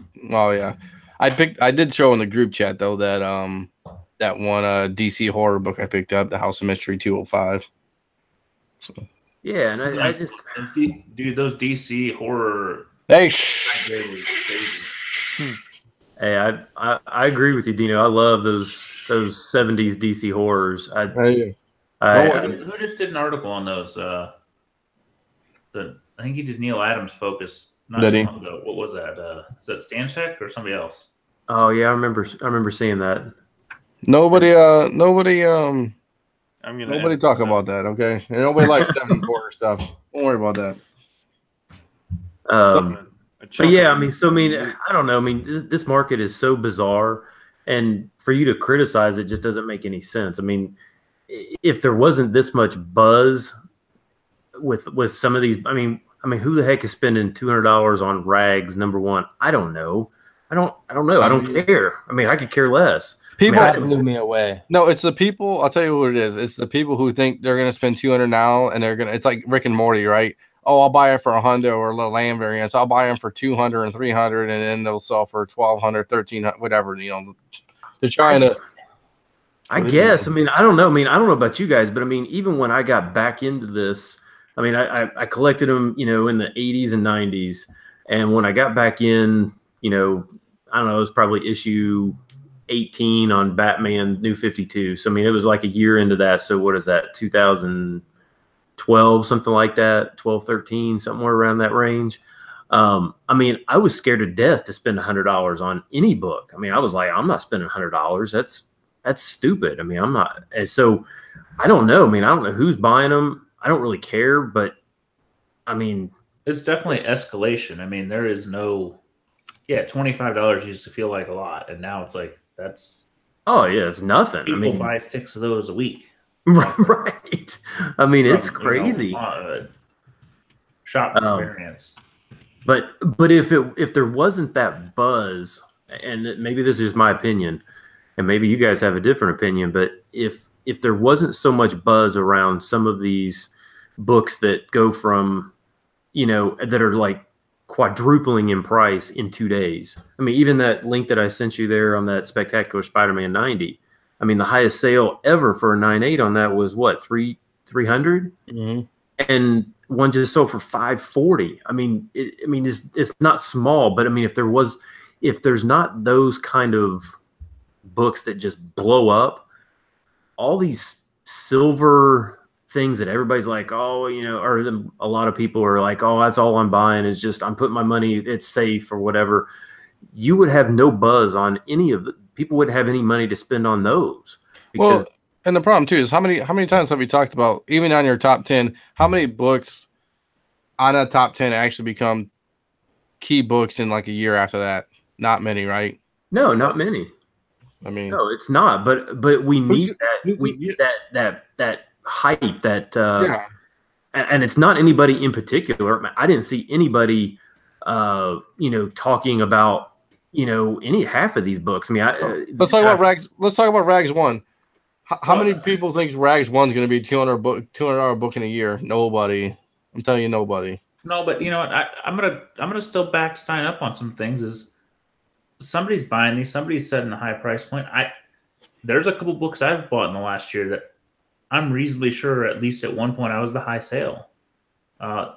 Coy and the Spectacular Spider-Man 101 that I've been looking for 5 years. He got a 9.8 for I think 125 or 150 last year. Yep. I paid up $325 for it because I haven't seen one in 2 years. And we found that at Tony found that for him. And then Tank Girl 1 is another one that I don't know if I was the highest price, but I was up there, and they don't come to market. Sometimes just books that don't come to market, you either set the high price or you just assume you're not going to get them. And there's some books that I wish I would have bought at the high price a year and a half ago. Yeah. Like Marvel Spotlight 9.0 I sent you. I'm not going to spend $1,200 on it. Well, Oh, it didn't jump to 14. It jumped to 2. Yeah. Hey, which by the way, did you notice that I actually I listened to you? I do appreciate that. But that's an insane jump. It was basically 50%. Yeah. I mean, humongous jump. And there's so many of these that are doing that. 2 months. Yeah, I mean, I knew after you told me that one, I was like, man, that's just a massive jump. The same thing with that Marvel Superheroes 13. When I saw that, I mean, I knew that they were selling well, but then when you're looking and you're like, oh, 4 months ago it was $1,500 and now it's $4,000. It's like it's a massive jump. Miss Marvel #1s when they hit 1,000 and then they hit 2,000. We're like, well, that's tops, and now they're at 3, and you're like, what? And right. Yeah, I mean, it's crazy. I mean, somebody is buying them. I mean, I don't know who's got that kind of cash. Now, I will say that I don't know if there's a Facebook page for Hulk 181. Basically to be a member, or on that thing, you've got to show that you own a Hulk 181. All right. Right, and yeah, so you can join it now, Dino, with your ice cream stain. But there was a thread, I don't know, a month ago or something like that, and those guys are pretty serious about that particular book. But I mean, they were watching all these auctions and how that book just seems to keep going up, and they were basically saying this it's all a facade. It's not real. Even though that book seems to keep going up and up and up every single month, and there probably are some people that are buying it at that, but the price keeps going up, and it's not real. It's people are bidding it up and then canceling, and it pops the GPA up, and it looks like it keeps going up because the GPA doesn't back off on non-payments on eBay, so they stay on GPA. I mean, even that one that was it you, Dino, that bought one a long time ago and for like a really cheap price? What book was it? The Hulk 181. It was like, didn't you buy like an 8.5 or 9? Yeah. For like, and the guy canceled on you because he said he listed it wrong or something like that. Yeah. Well, that sale still shows up on GPA. Yeah. Even though it was, I mean, I bought it. I paid for it like 3 seconds after I bought it. I mean, right. Well, it's funny that a book like that can be manipulated, because I mean, that book is not rare. No, not at all. So like the variants you can see manipulated easy, and it's mind-boggling that you consider a book like that manipulated. Not that it isn't. It's just like at some point, all the copies that are available are going to go. I'll sell at that price. Right. Yeah. I mean, who has? Who's got thousands and thousands? When 8.0s are selling for over $4,000 now, it's like, how many people can actually spend $4,000 on a comic book? I mean, I don't know anybody that a lot could. of people, dude. That guy who bought my Batman, millennials living on their mom's credit card for all we dude. know. That guy who bought my Batman 121 for an insane price could have bought our whole booth, man. There's people out there who just. I get that there are some out there, but when that book continues to every single month, it's like, who is? I don't know. It's the people who are on the fence and like, I'd rather buy it now before it gets too out of control, right? I mean, I would say that might be the case, except for those same books just keep getting relisted. They're not. It's none of those are really seem to be going into. I mean, the supply is still out there. Mm-hmm. So none of them are like, like the Moon Knight, Sienkiewicz. I mean, the people are buying those. They're not putting those back up for sale.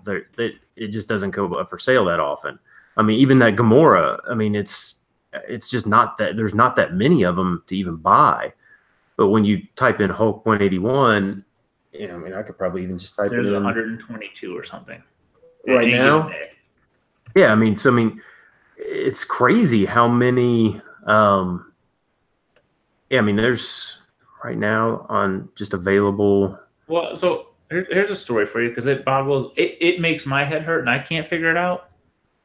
About 2 years ago, I traded some cash and my Giant Size X-Men 1 9.0 for a Crime Suspense Stories 22, the Severed Head book, and an Exciting 9. And I walked away from that deal feeling like I just killed it. I feel good. I'd feel good about that. And dollar to dollar, I doubled my money. The Exciting 9 was incomplete, and I sold it a little while later for 50% profit and was stoked. And I'm like, so I traded the Giant Size X-Men, and I got double equity. The Giant Size X-Men has doubled in 18 months. Easily doubled, maybe a little more. And I'm like, I'm neutral now. What the heck happened? Yeah, that's crazy. I can't figure it out because I'm like, the rare book is pretty stagnant, and Giant Size X-Men is just going through the roof. Remember, Leg had a Giant Size X-Men at Indy, remember? Oh, and I should have bought it, apparently. We talked about it, remember? He started lowering his prices, and we almost thought about just buying his books. I was like, I should have just bought the damn thing. But I had to sell the Thor, and I was a little sad, so I just should walk away. Hell, I should have kept the Moon Knight I sold. I know. But you got a good deal off that. I mean, within 3 seconds, it was gone. Yeah, the bronze stuff is just insane. Bronze books, I can't even keep up with them. Oh, they're going to the point that I wish I bought them, and then for years I'm like, no, I'm not buying them. The buy-in's too high, and the buy-in is now too low on every single one. Yeah, it's a weird. It's just a strange market. But I don't see why anybody would be, bashing it at this point. I mean, why would you not just go ahead and just try and capitalize on it if you can? Well, I think I had the quote to you the other day. I'm like, I'm not sure if it'd be smarter to sell every book I own and walk away. That's what I'm doing. Or to spend $20,000 and double it next month. Right. I don't know. You know what Sean said? I don't understand what is making money and what isn't. Sean said you should have traded him to Jim for the GSX that came back 9.2. Probably. But 6 months ago, that was a stupid trade. There is no logic in any of it right now. No. I agree. I don't know. I kind of want to just start tracking what hasn't jumped. Me and Scotty were talking about this, and I mean, everybody knows I don't have a PC per se. I mean, Scotty has a PC kind of, but it's like we're talking about just selling now and we get it back later when the market dips. The market has to dip. There's no way. It's just it's economics, right? It can't be on a high forever, man, right? I go through my list of books on a pretty regular basis now and think, if I sold all these, I could get most of these back. Which ones could I not get back? Yeah. I haven't done it yet, but man, I keep thinking, and then I go, but I might be sad because I just gave away 50% tomorrow. No, well, I mean, you can't look back, right? You can't, but man, it hurts. Listen, I'm still nursing the fucking Edge of Spider-Verse, man. Yeah. That was a 1 week. Did you see that raw mistake? Did you see that raw sale that Joe posted? No, I didn't, because I would fucking drink right now. No, it was like pennies on the dollar or something stupid crazy. Let's see if I can find it. Oh yeah, I don't think that they must have ended that early or something. There's no way that was listed poorly. They didn't sell. I wonder if that ships.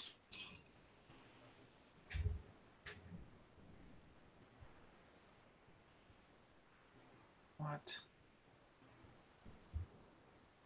And then you got to watch out for these freaking Spanish variants and oh my lord, The Mole-Con ones. yeah, yeah, mole. Yeah, it's pretty amazing though. Kind of a little bit bringing that topic up is the price on Batman or Detective 880's Raws now is ridiculous. I mean, somebody was telling me that they saw one going for like $300. What? Yeah. I have one raw. Maybe I'll sell it. And you know, a lot of us have talked about in the past, and matter of fact, we talked about it with this exact book, you know, with like these artists and these shop variants putting out version covers of these, you know, amazing older books like the Batman Detective 880, the Granoff Venom cover, you know, whatever. There's a bunch of them out there. We talked about them before. And they're even throwing little gimmicks on there now, like with the Detective 880 variant, where it's the Virgin variant of 880, and it also has like a metal sheen to it or whatever. But in all honesty, that coming out has skyrocketed that book even more. I mean, that book was hot, super hot to begin with, but it instantly seems like it added $100 on Raw to it. Which is kind of what conventional wisdom would say would do the opposite. Exactly. And that goes along with the point with this with you know that you guys were just talking about, where it's really hard to say, you know, where the spec game is going. I know, you know, there's a lot of petty bullshit in the spec game, and people, you know, cry about what one person talks about as spec and the other person talks about as spec. But this just proves that there's things out there that you never thought would cause a book to just go crazy, and it's gonna happen. You never know. It's expanding as fast as it's collapsing, with the people who join and think it's all, you know, fairy tales and lollipops, and then their world crashes the same day that somebody else comes in and starts thinking the same thing. And some of those people give up, some of those people stick in and learn their lesson for the long haul. So it's just constantly changing. So when they release a foil of 880, you know, there's people out there that think that that's the original art, like that's the original cover, and then there are other people who have the, you know, the original issue, and it sets other people off to look for that one, so that drives that price up. So it's just it's so many different if this then that spider web. Yeah, there was. It looks like it looks like there was an 880 Scott Snyder SS that sold yesterday for $750. Jesus. I mean, it's a beautiful cover, so there's no reason why that book shouldn't be hot. But you know, it's getting close to, you know, $1,000. You know, I wouldn't be surprised if it keeps going this way. That book's $1,000, 9.8. That's for a regular issue. Yeah, that's for a regular issue. And that book is tough to find because back then Scott Snyder wasn't Scott Snyder. That was like his first little foray into, you know, what made him, you know. I know Jimmy he makes fun of Donny Cates and the whole Alan Moore thing, but if anybody who's got that, you know, should really be called that next Frank Miller or that Alan Moore. It's definitely Scott Snyder. And whether you like what he's done lately or what he's done the past couple of years, the stuff that he everything that he touched was gold for a while. And not only just gold, it was good. And that detective run from 871 to 8 whatever that final issue, that's a tough run to find. I don't know for sure the print run on it, but I wouldn't be surprised if that was a low print run for some of those books. It was. I think they were in the mid 30,000 range, I think, which for a Batman book is pretty low.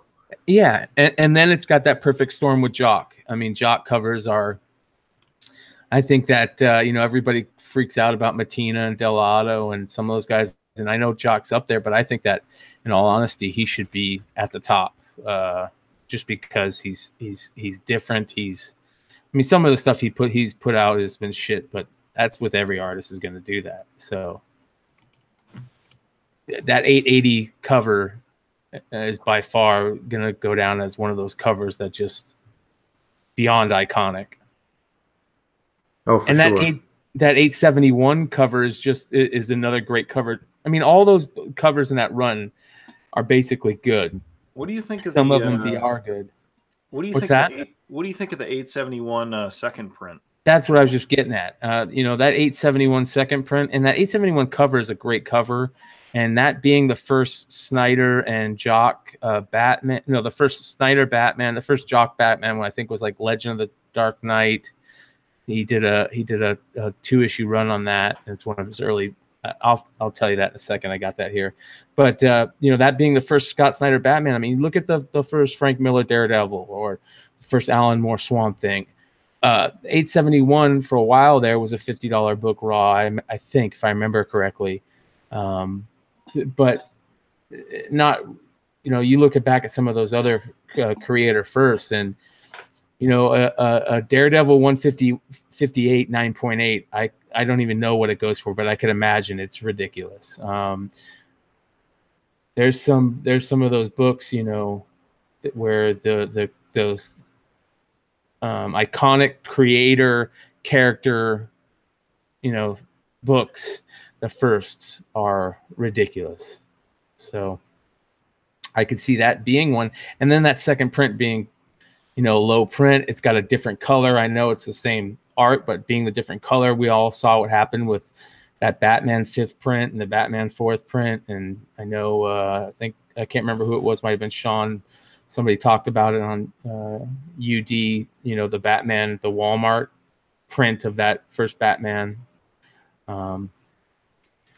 That's definitely some spec game to be looking at. And I'm not sure, but you can get some pretty good deals on some of that Snyder Batman stuff right now. So, Jock, let's see here. I know his first work was 2000 AD 1170, and I think he might have also done the cover on that. But his first Batman was.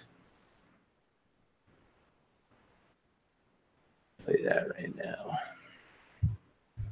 My wife bought me for Christmas last year the Jock art book, the hardcover, which was beautiful. Yeah, it was gorgeous.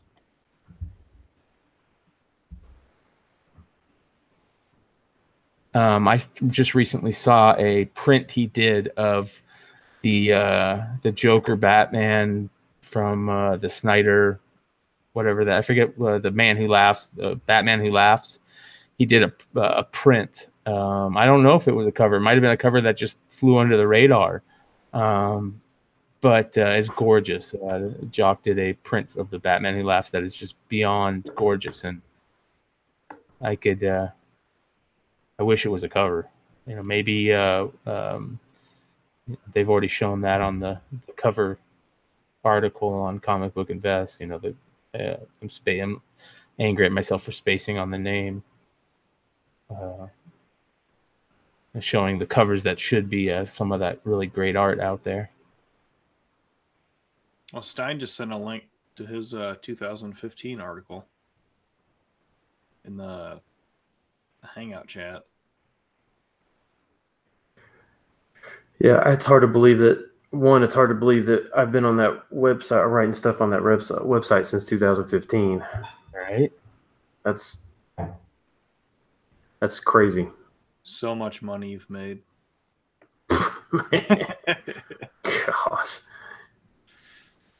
Start kicking yourself in the kicking yourself again, you know, like Z was talking about, you know, some of those books that you write about, but you aren't smart enough to drop your money on. What's funny is I mean, when I used to have more time and could locate those ghost books or whatever, I was the worst at it. I mean, I would just throw it out there and then post it and then be like, oh, I guess I probably should have looked for these first before putting them out there, because I could have probably got them for cheaper. But or worse, you're like, I didn't pick it up at 30 because I wanted it at 10. Right. Yeah. Real quick, for those of you out there that want to pick this up, it's another great spec book that you can get really cheap. Is the first Jock Batman, and it's an early Jock cover. Is Batman Legends of the Dark Knight number 177. That's a really, really good cover. Sweet. Yeah, didn't they do a reprint of that one recently? I wish I'd have known about that. I'd picked more of them up. That's Say Legends of the Dark Knight 177. Yeah. He's on a telephone pole. Yep, that's it. God, that looks so familiar in the sense that they did a reprint or something. That's a part. I want to say it's a part 2 to a storyline. They did it's like a 3-issue storyline, and he did part 2 and part 3 the covers for, I believe, maybe 177, 178, something like that, where it's a 3-issue storyline where he did 2 of the covers, and they did something with that cover, like not a store variant, I don't think, but for Batman Day, maybe. I don't know. If anyone remembers, let me know, because now I'm just stuck on it. Maybe it's on eBay. But anyway, that cover I've seen. Yeah, he did. It's called Lost Cargo. He did Lost Cargo Part 1, Lost Cargo Part 2, and I think there might have been a Part 3 that he didn't do, but I'm not 100% sure. So 177, 178. 178's a really cool red and black cover. But the 177 cover is really, really cool. He's Batman sitting up on that telephone pole. It's got the little Jock Batman bats, which this is going to sound kind of cheesy, but I've heard quite a few people talking about getting those as little tattoos, the little Jock Batman bats, that he throws on every once in a while. I thought that was kind of cool. And I saw a really cool tattoo of I forget what cover it was, but it was a Jock cover, where it's a lot of those bats that isn't 880, but a lot of his covers and a lot of his artwork would be really cool tattoos. One of those tattoos where I wouldn't feel like an idiot getting a comic tattoo. Oh, you mean like a Transformers tattoo? You try to rip on my Transformers tattoo, buddy? I don't know. I can't say that because I definitely am in the ballpark of getting a G.I. Joe tattoo. So, did you get that Greg Horn cover? I bought them. I haven't got them yet. Okay. So that's cool though. At least you got it. Yeah. Beautiful covers. Absolutely gorgeous. I don't know if we talked about that yet. But we'll say that for another one. Can we? I guess I'm getting tired, kind of. So I'm gonna guess we can call it. I guess I don't know. Yeah, everybody's getting close to the 180 minutes. Yeah, so something like that. So yeah, we'll.